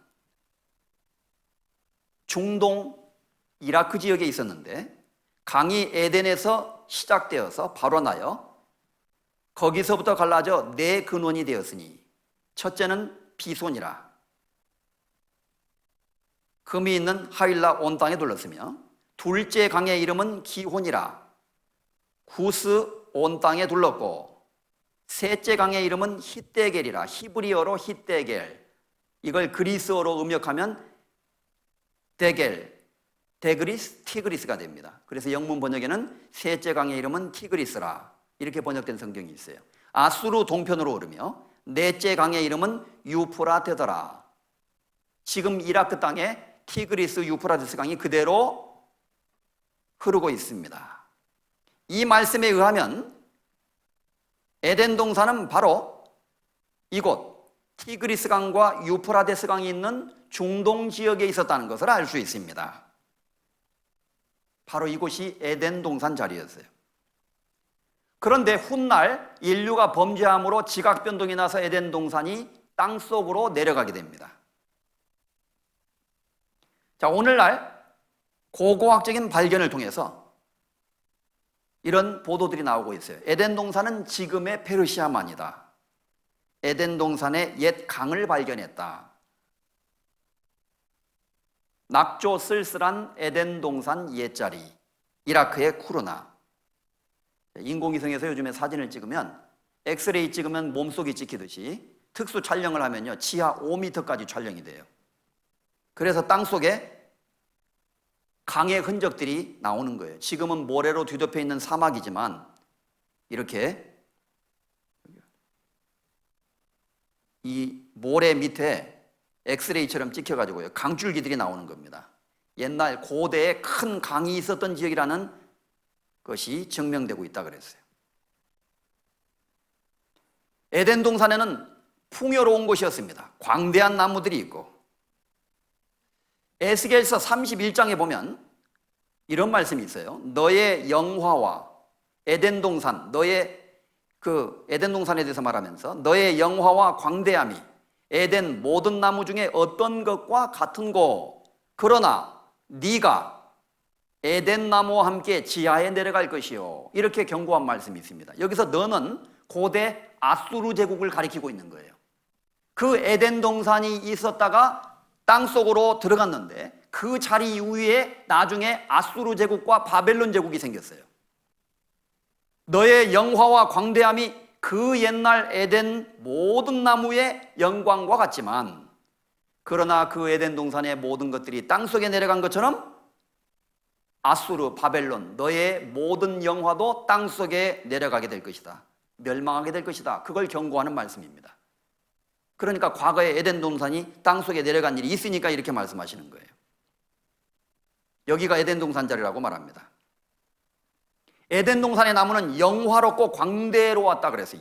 아주 거대했습니다. 아마 이랬을 것 같아요. LA에서 4시간 북쪽으로 가면 세쿠오이아 국립공원이 나오는데 이 나무의 이름이 세쿠오이아입니다. 여기 어린아이가 있죠? 얼마나 큰지 짐작이 되시죠?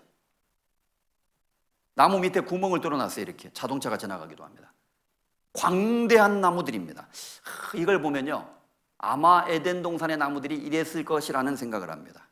세계 여행 안 가본 곳이 없는 분이 여기를 가보시고는 저보고 그렇게 말하시더라고요. 자기가 가본 곳 중에서 제일 좋대요, 여기가. 한국에 집에 안 가고 싶대. 정말 에덴 동산 같은 곳입니다. 아마 에덴 동산의 나무들이 이랬을 거예요. 그런데 이 모든 것이 지하 땅속에 내려갔습니다. 성경이 이것을 고증합니다. 그래서 그런지 지금 중동 지역의 땅 밑을 파보면 검은 오일, 기름이 솟구쳐 올라오죠. 압력이 있습니다. 묻힌 지 그지 오래되지 않았다는 겁니다. 여러분, 만약에 동맥에다가 큰 구멍을 탁 뚫으면요, 여러분 동맥에서 피가 쫙 이렇게 뿜어져 나와요. 압력이 있어서 땅속에서 올라옵니다. 동식물이 자라던 땅이 지하로 내려가서 오랜 세월이 흐르면서 기름이 되는 겁니다. 이렇게 중동 페르시아만 지역, 항상 뉴스에 나오는 곳이죠. 이게 뾰족뾰족한 탑의 모습이 유전, 정유시설을 표시해 놓은 거예요.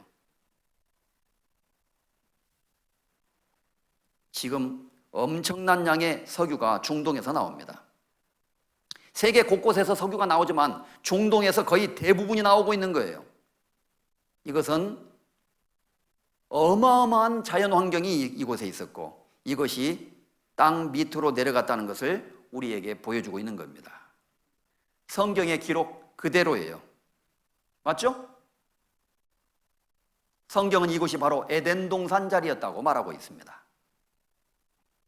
자, 그런데 이제 시간이 흘러서 이미 말씀드린 대로 노아라고 하는 사람이 살던 시대가 됐어요. 사람들이 많아지면은요, 모이면은 죄를 짓습니다. 그리고 죄를 짓기 시작하면 더 큰 죄를 짓습니다. 그래서 노아 시대 때는 사람들이 아주 극도로 악해졌다고 돼 있어요. 창세기 6장의 기록에 의하면 시간이 부족하기 때문에 다 읽어드릴 수는 없고요. 그때 사람들의 그 생각과 마음이 너무나 타락되고 부패해서 하나님께서 사람 지으셨음을 한탄하셨다, 이렇게 표현을 하셨어요. 어떤 집에 자식이 있는데 너무 속을 썩이고 너무나 나쁜 짓을 계속하고 부모를 거역하면 부모가 후회하기도 하죠. 저런 녀석을 내가 괜히 낳나 보다. 그리고 후회하듯이 하나님도 인간을 만드신 것 자체를 슬퍼하셨어요. 그래도 인간은 돌이키지 않습니다. 그래서 하나님이 죄를 용납하셔서는 안 되기 때문에, 하나님은 사랑의 하나님이시기도 하시지만 공의로우신 하나님이셔요. 그래서 죄는 반드시 심판을 내린다는 것을 역사를 통해서 보여주십니다. 그래서 노아 홍수라는 것이 있었던 거예요.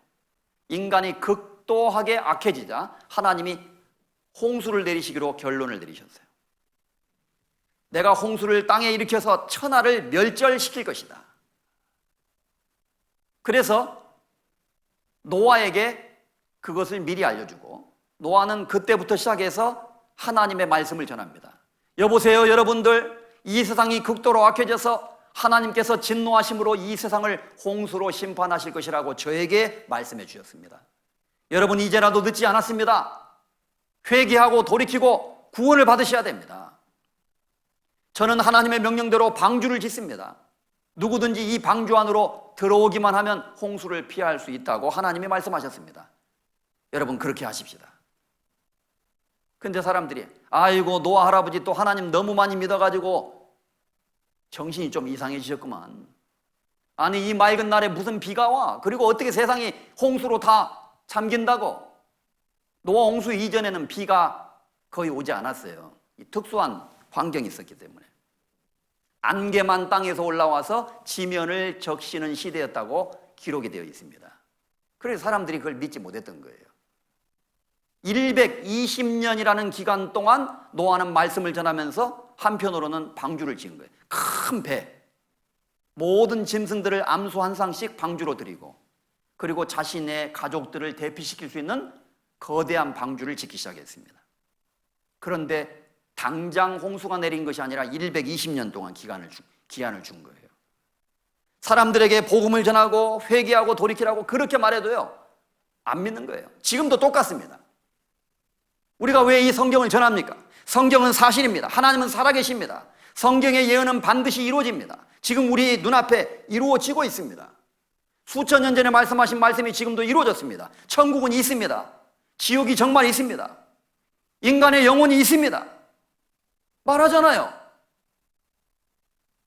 여러분이 할 것은 아무것도 없습니다. 자신의 죄를 뉘우치고 회개하고 돌이켜서 예수 그리스도를 믿기만 하면 됩니다. 그래도 사람들은 안 믿어요. 그렇게 자기가 똑똑해? 그 고집 때문에 스스로 지혜 있다 하나 우준하게 되어 썩어지지 아니하는 하나님의 영광을 금수와 버러지 형상의 우상으로 바꾸었느니라. 인간은 지혜 있는 척하고 똑똑한 척하고 자기가 뭐 다 아는 것처럼 하지만 멍텅구리가 된 거예요. 우준하게 된 거예요. 하나님을 모르는 사람은 진정한 의미에서 지혜가 없는 겁니다. 지식이 없는 거예요. 뭘 알아요? 하나님을 모르는데. 그래서 요즘 사람도 똑같아요. 아무리 믿으라고 해도 자기가 똑똑하다는 거예요. 자기가 다 안다는 겁니다. 그냥 죽으면 끝이라는 거예요. 정말로요? 죽으면 끝이라는 걸 증명해 보세요. 그러면 영혼의 세계가 없다고요? 없다는 걸 증명해 보시라고. 나는 하여튼 그렇게 믿고 싶어. 그건 고집입니다. 다만 네 고집과 회개치 아니한 마음을 따라서 진노의 날, 곧 하나님의 의로우신 판단이 나타나는 그날에 네게 임할 진노를 네가 그 고집과 회개치 아니한 마음 때문에 네 머리 위에 쌓고 있는 것이다. 이렇게 표현한 말씀도 있어요. 고집 때문에 멸망합니다. 고집 때문에. 회개해야 됩니다. 성경이 사실이라는 것을 깨닫고 하나님 앞에 마음을 낮추고 믿어야 돼요. 120년이 지났습니다. 끝까지 사람들이 돌이키지 않는 거예요. 이제 하나님이 암수 한 쌍씩 모든 짐승들을 방주 안으로 이끌어 드리도록 했습니다. 짐승들이 재앙이 닥칠 줄 알고 자기들 스스로 찾아오는 거예요. 짐승들은 그런 능력이 있죠? 쫙 찾아와서 방주 안으로 들어가는 겁니다. 노아도 자기 식구들 다 들어갔어요. 하나님께서 방주 문을 닫아 넣으시니라 그랬어요. 노아가 막 낑낑대면서 그 큰 문을 닫은 게 아니에요. 하나님이 쾅 하고 문을 닫아 넣어버렸어요. 촥! 안에서 잠궈버렸습니다. 비가 내립니다. 먼저 기품의 샘이 터지고, 기품은 바다를 말해요. 바다 밑에 있는 지하수들이 분출했어요. 확 물이 쏟아져 나왔습니다. 하늘의 창이 열리고 하늘에서 비가 쏟아지기 시작했습니다. 40일 동안 그대로 스트레이트 비가 오기 시작한 거예요. 물이 점점 차올라서 천하의 높은 산이 다 덮이고, 육지에 있어서 물고기를 제외하고 코로 생물의 기식을 호흡하는 것은 다 죽었다고 되어 있어요. 하나님께서 홍수로 쓸어버리시니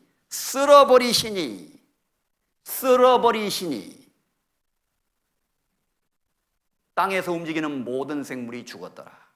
엄청난 말씀이 창세기 6장, 7장, 8장에 기록되어 있습니다. 아주 상세하게 기록되어 있는 거예요. 쓸어버리시니, sweep away, 빗자루로 방바닥을 쓸듯이 홍수로 세상을 싹 쓸어버렸다, 그런 표현입니다. 자, 생각해 보세요. 이 전체 지구가 물속에 전부 들어갔다가 나오면은 흔적이 남아 있겠습니까? 안 남아 있겠습니까? 생각해 보세요. 그 어려운 거 아니에요. 반드시 흔적이 남게 돼 있습니다. 아니, 가끔 뭐 여름에 태풍 오고 홍수만 나도 여기저기 나가보면 막 그 흔적이 남아가지고 엉망이잖아요. 그런데 온 지구가 물속에 들어갔다가 나오면은 지구 곳곳에 여기저기에 홍수의 흔적이 안 남겠어요? 반드시 남게 됩니다.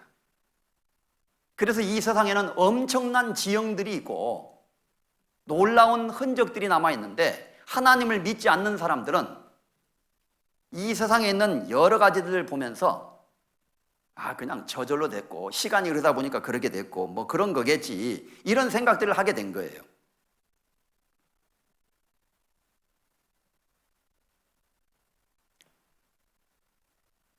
자, 여기 보세요. 몇 가지 좀 보여드리죠. 이 지구상에 보면은 이런 흔적들이 많습니다. 여기 물로 쫙 휩쓸려 간 것 같은 그랜드 캐년 보세요. 엄청난 협곡이 쫙 쓸려 나간 모습입니다.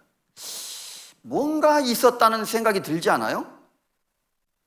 세계 곳곳에 그랜드 캐년 유사한, 그랜드 캐년보다는 작지만 이런 것들이 있습니다. 몽골에도, 이렇게 아프리카 대륙에도, 오세아니아 대륙에도, 아시아 대륙에도, 한국에도 곳곳에 이런 엄청난 흔적들이 있어요. 뭔가 있었을 것 같은 그런 느낌을 가져다 주는 것들이 있는 것입니다. 그런데 하나님 믿지 않는 사람들은 동일 과정설이라 그래서요, 이러한 모든 것들이 시간이 조금씩 흐르는 가운데 조금씩 변해서 이렇게 생겼을 것이다, 이렇게 생각을 하는 거예요. 그런데 성경을 아는 그리스도인들은 그게 아니다. 인류 역사가 이렇게 진행되다가 하나님이 홍수를 통해서 이 세상을 한번 싹 쓸어버려서 엄청난 변화가 한번 있게 되었다. 그걸 격변설이라 그럽니다. 급격하게 한번 변화를 얻게 된 거다. 이 마치 뭐와 같냐면요, 얼마 전에 포항에 큰 지진이 있었어요. 어떤 아파트는요 15층부터 1층까지 쫙 금이 갔어요. 근데 그 내용을 모르는 사람이 그 금이 간 아파트 앞에서 딱 생각을 해봅니다. 이 아파트가 이제 오래돼서 시간이 흐르다 보니까 이렇게 금이 조금씩 가서 금이 이렇게 벌어졌나 보다. 근데 알고 봤더니 아파트 친 지 6년밖에 안 됐어요. 이상하네? 그러면 전문가는요, 그게 아니고 이거 무슨 일이 있었구나, 금방 알게 되는 거예요. 자, 시간이 점점 흘러서 그렇게 된 게 아니라 큰 충격이 주어져서 지진으로 인해서 금이 쫙 가게 된 겁니다. 마치 그렇듯이 이 지구 전체는 노아 홍수 때 한번 큰 결정타를 맞게 된 거예요. 그래서 홍수로 세상을 싹 쓸어버렸기 때문에 세상 곳곳에 여러 지형에 전 세계적인 홍수의 흔적이 남아있게 된다는 것입니다. 이것은 그럴 수밖에 없는 거예요.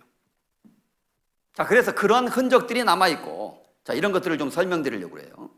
그것을 말씀드리기 전에 홍수에 대해서 먼저 직접 말씀을 좀 읽어드리는 것이 필요하겠어요. 이미 말씀드렸지만 창세기 6장에 하나님 말씀하십니다. 나의 창조한 사람을 내가 지면에서 쓸어버리되 사람으로부터 육축과 기는 것과 공중에서까지 그리하리니 이는 내가 그것을 지었음을 한탄함이니라. 하나님이 보신즉 땅이 폐괴하였으니 corrupt, 부패하였다, 썩었다, 그 뜻이에요. 그 끝날이 내 앞에 이르렀으니 내가 그들을 땅과 함께 멸하리라. 노아에게는 방주를 지라고 했어요. 잣나무로. 너는 잣나무로 너를 위하여 방주를 지으라. 방주의 제도까지, 설계도까지 가르쳐 주셨어요. 그리고 모든 짐승들, 새, 육축, 땅에 기는 모든 것들, 암수 한 쌍씩, 정결한 짐승은 7쌍씩, 바다의 물고기만 제외하고 전부 노아에게 와서 방주로 들어갔습니다. 큰 기품의 샘들, 바다의 지하수가 터지고 하늘의 창들이 열려서 40주야를 비가 땅에 쏟아졌습니다. 물이 땅에 더욱 창이라며 천하의 높은 산이 덮였다. 이렇게 기록이 되어 있는데, 자, 여기서 중요한 것 몇 가지만 말씀드리죠. 어떻게 그렇게 많은 물이 왔느냐?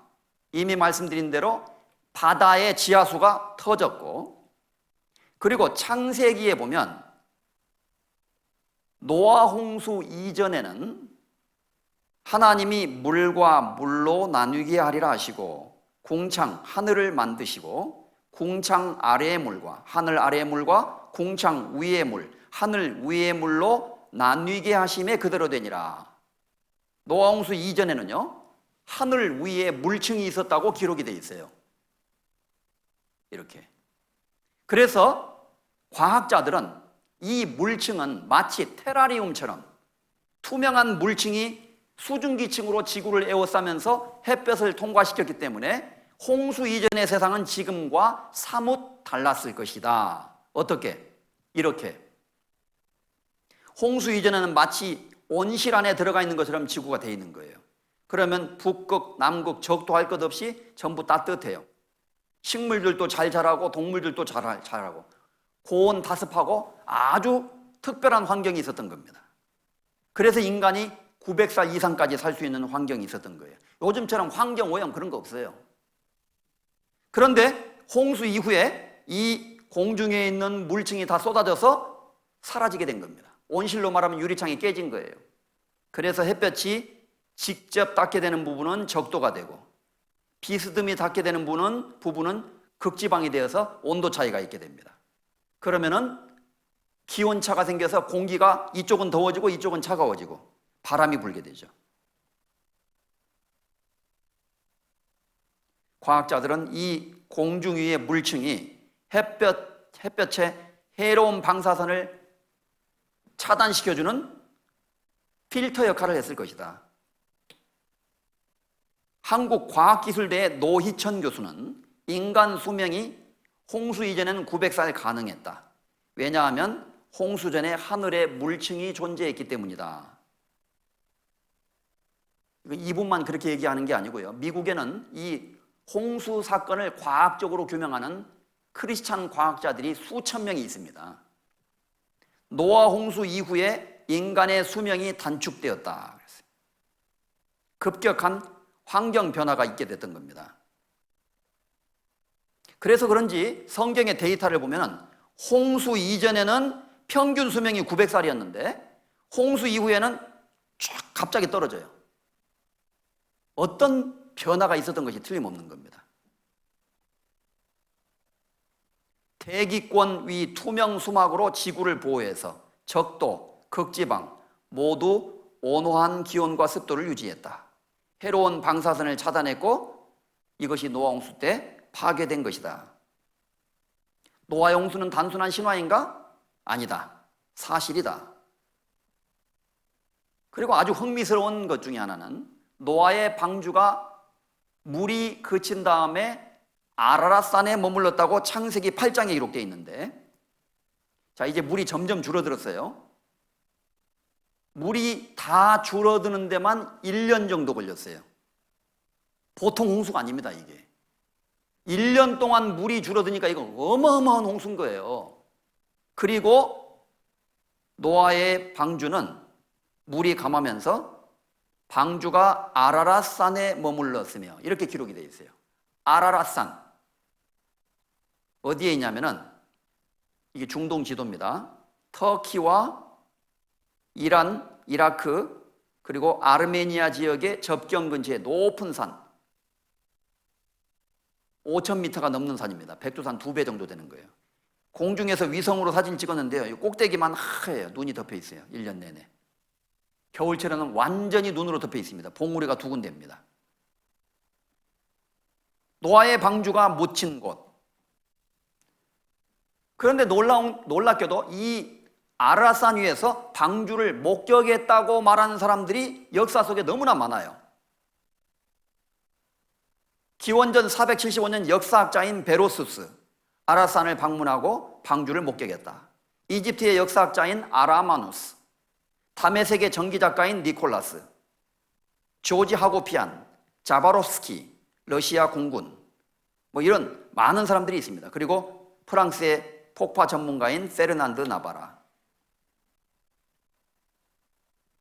러시아의 공군 조종사가 아라산 상공을 지나다가 비행기에서 이상한 물체를 목격한 거예요. 분명히 보니까 이게 사람이 인공적으로 만든 구조물입니다. 자세히 보니까 목조로 만들어진 거예요.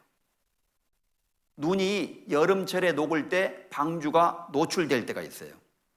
이것이 러시아에 알려지고 다음 해에 러시아 황제는 여기 100명의 군인을 탐험단을 만들어서 여기에 파견했어요. 이 사진까지 그때 찍은 겁니다. 그런데 러시아에서 혁명이 나서 난리가 나는 바람에 이것이 알려지지 못했고, 훗날 여기에 참여했던 100명의 러시아 군사 중에 일부가 미국에 가서 자기들이 목격한 것을 이야기해서 알려지게 됐어요. 이 사람은 제임스 어윈이라는 네덜란드의 우주비행사인데, 아라산 노아방주에 관심이 있어서 여기에 올라가서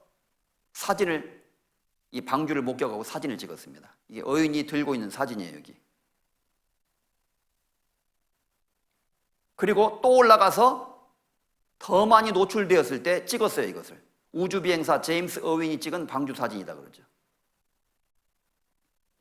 사람들은 그것을 사진으로 찍기도 하고 그림으로 남기기도 하고, 이 방주에 대한 목격담이 이렇게 많습니다. 궁금하시면 여러분도 한번 올라가시는 것도 좋습니다.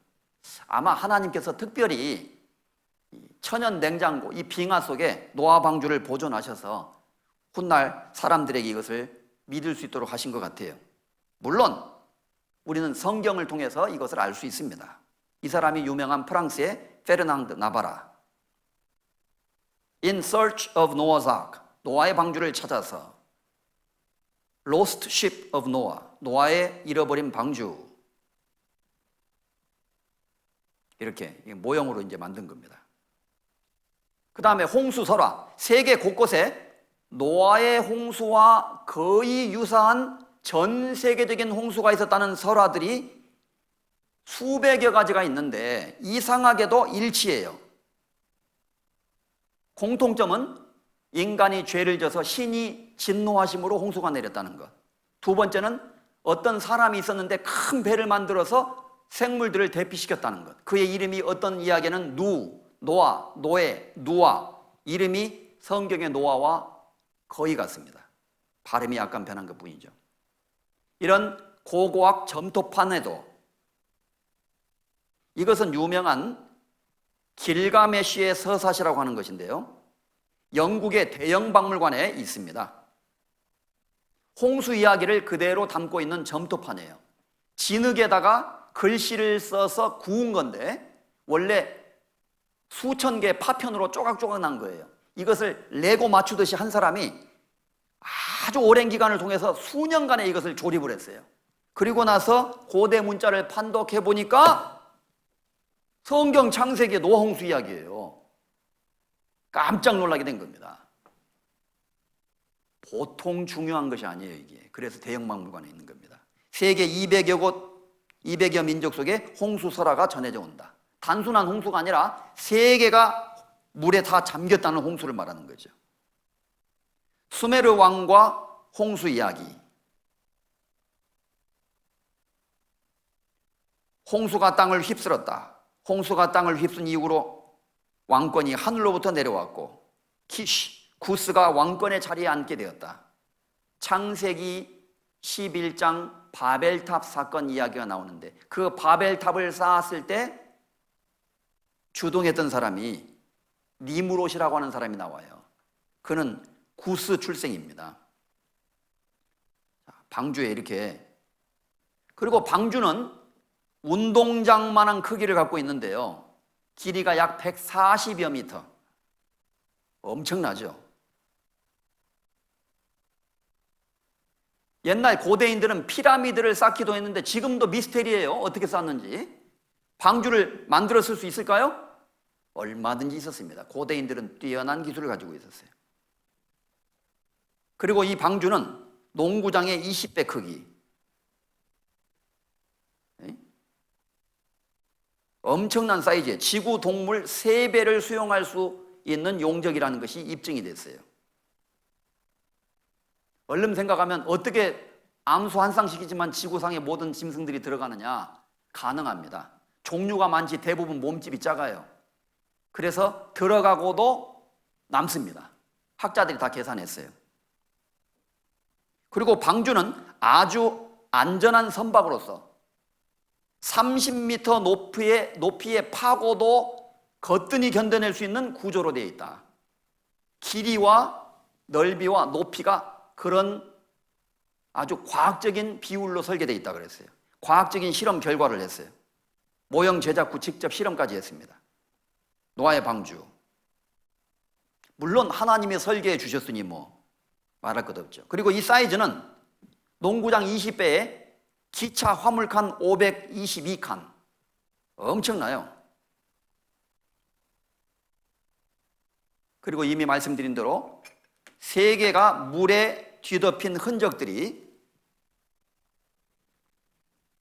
곳곳에 있는 겁니다. 지질학자들은 전 세계 지표면에 70% 이상이 퇴적층으로 되어 있는데, 퇴적층은 홍수 이후에 토사가 쌓여서 굳어서 이루어진 거예요. 이것은 대홍수를 뒷받침하는 거다 그랬어요. 그리고 고지대에 수억 마리의 물고기 화석들이 발견되는 것도 이걸 증명한다.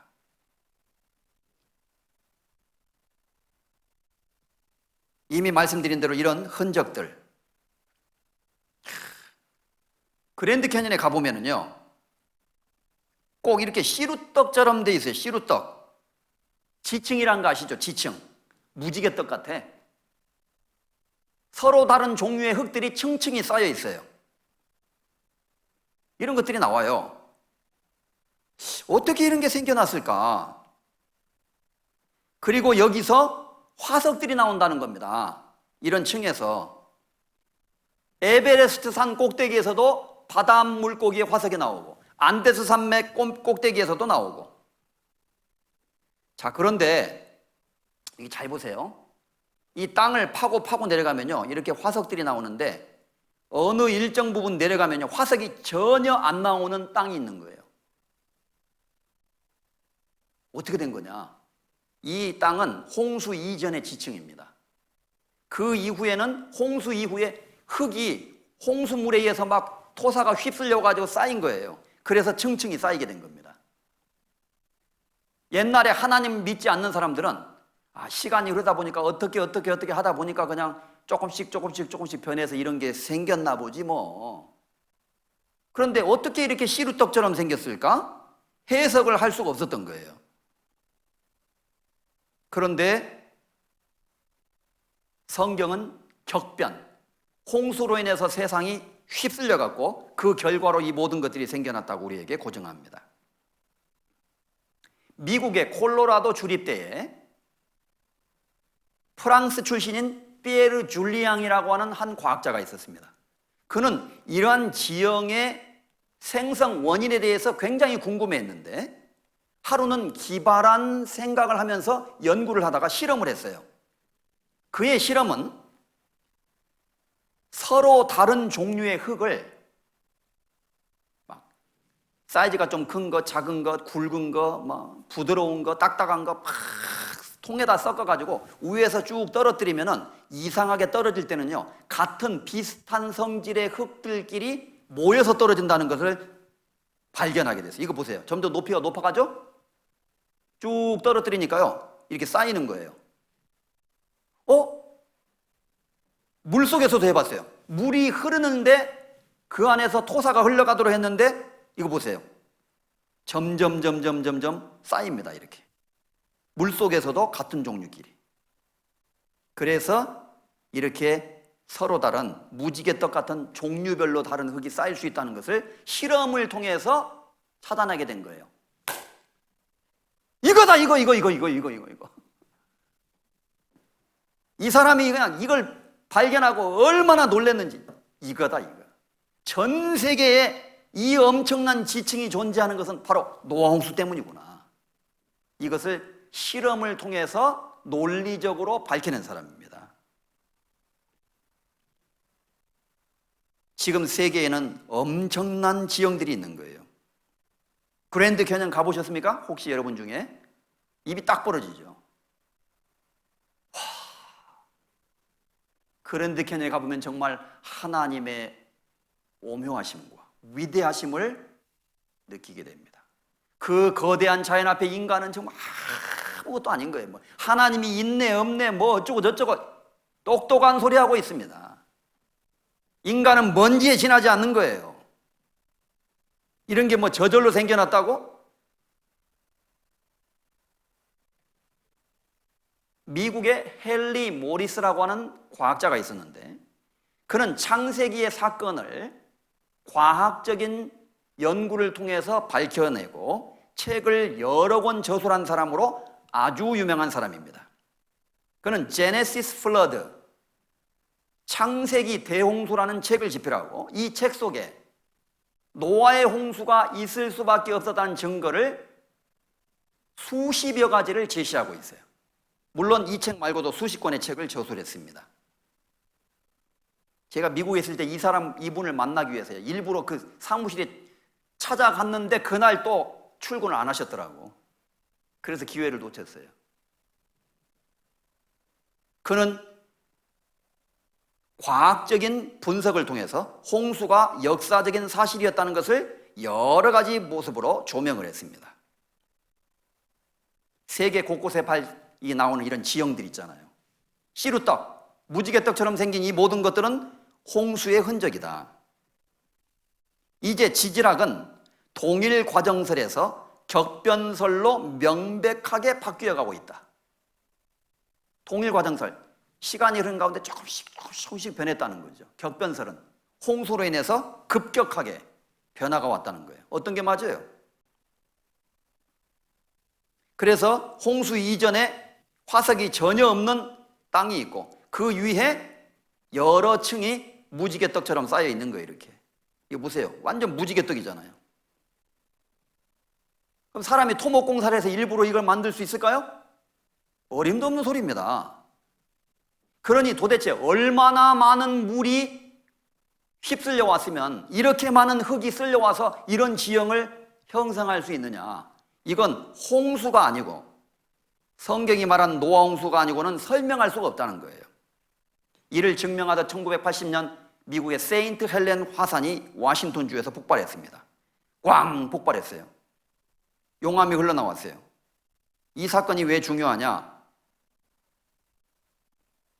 이 폭발 사건으로 엄청난 에너지 분출이 있었고 4억 3천만 톤의 폭발물과 맞먹는 에너지 분출이 있었고 산 정상이 1300피트, 약 400m가 날아가 버렸어요.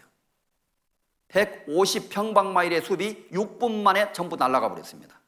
그리고 그 많은 나무들이 그 밑에 호수, 스피리트라고 하는 호수에 전부 떨어졌어요. 시간이 지나자 그 나무, 수백만 그루의 나무의 껍질들이 다 벗겨졌어요. 물을 먹어가지고. 통나무는 둥둥 떠 있는데 껍질은 무거워져서 전부 가라앉았어요. 호수 바닥에 탁 쌓이게 된 겁니다. 나중에 시간이 흐르면서 토탄이 형성됐어요. 석탄과 같은 성질로 변하게 된 겁니다. 아하, 빠른 시일 내에 석탄이 만들어질 수가 있는 거구나. 그걸 알게 된 거예요. 그래서 세인트 헬렌 화산이 꽝 폭발해서 순식간에 이런 계곡이 형성되고 이걸 리틀 그랜드 캐년이라고 부른답니다. 그랜드 캐년보다 작지만은 그런 협곡이 형성되고 그리고 호수 밑에 토탄층이 형성되게 된 거예요. 이렇듯 세계 곳곳에 높은 산맥, 높은 산 위에서 물고기 화석이 나오고 발견이 안 되는 곳이 없어요. 지금 지구 곳곳에. 남극에도 따뜻한 시대가 있었다는 증거로 화석이 나오고 남극도 한때는 따뜻했다. 북극의 얼음 밑에도 옛날에 따뜻한 지역에서 자라는 식물들의 화석이 나오고 갖가지 화석들, 대홍수를 입증한다 그랬어요. 맘모스 떼, 다지층 나무, 500만 마리의 맘모스 떼가 한꺼번에 파묻혀 있다. 500마리가 아니고 500만 마리 싹 휩쓸린 거예요. 뭔가 있었던 거예요. 왜? 홍수가 아니고는 설명이 안 된다는 겁니다. 대홍수는 피할 수 없는 역사적인 사실이다.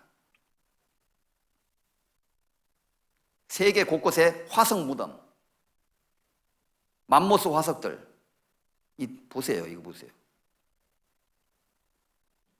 바닷물이 대륙들 위로 침범했음을 가리키는 증거들, 암석의 지층들의 바다 생물의 화석들.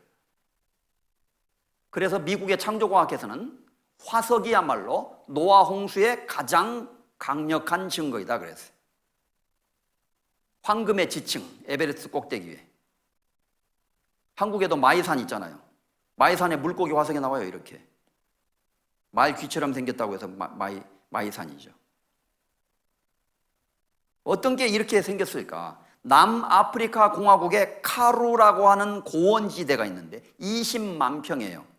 여기에 8천억 마리의 척추동물이 무더기로 쌓여 있습니다. 8천억 마리의 척추동물이 다 몰살된 거예요. 누가 이 모든 척추동물을 삼손 같은 사람이 나와서 다 때려잡았을까요? 이건 홍수가 아니고는 이루어질 수가 없는 겁니다. 그리고 높은 바다 위에서 조개 화석들, 이게 다 보여드리려면 시간이 부족할 거예요. 알버타, 캐나다 로키 산맥, 높은 산 위에서 물고기 화석들. 그냥 어떤 물고기를 잡아먹다가 화석이 된 것도 있어요. 그러니까 부패될 시간도 없이, 소화될 시간도 없이 삼키는데 어떤 일이 벌어진 거예요. 매몰된 겁니다. 물고기를 땅속에 넣어놔보세요. 다 썩어서 화석이 안 됩니다. 갑자기 산소가 차단되면서 매몰돼야만 화석이 되는 거예요. 이렇게. 그리고 높은 산맥 위에, 볼리비아의 3650m 산 위에 우유니 사막이라는 것이 있어요. 서울시의 20배 면적이 평평한 유리바다처럼 하얗습니다. 전부 소금이에요. 너무너무 아름다운 곳이라고 합니다. 페루의 마추픽추, 그 옆에도 염전이 있어요. 높은 산 꼭대기인데 소금이 나와요. 인도에도, 중국에도, 러시아에도. 내륙에서 소금이 나옵니다. 러시아에 탄광이 아니에요. 땅 뚫고 밑으로 내려가면 굴을 파놨는데 옆에 허예요. 전부 소금입니다.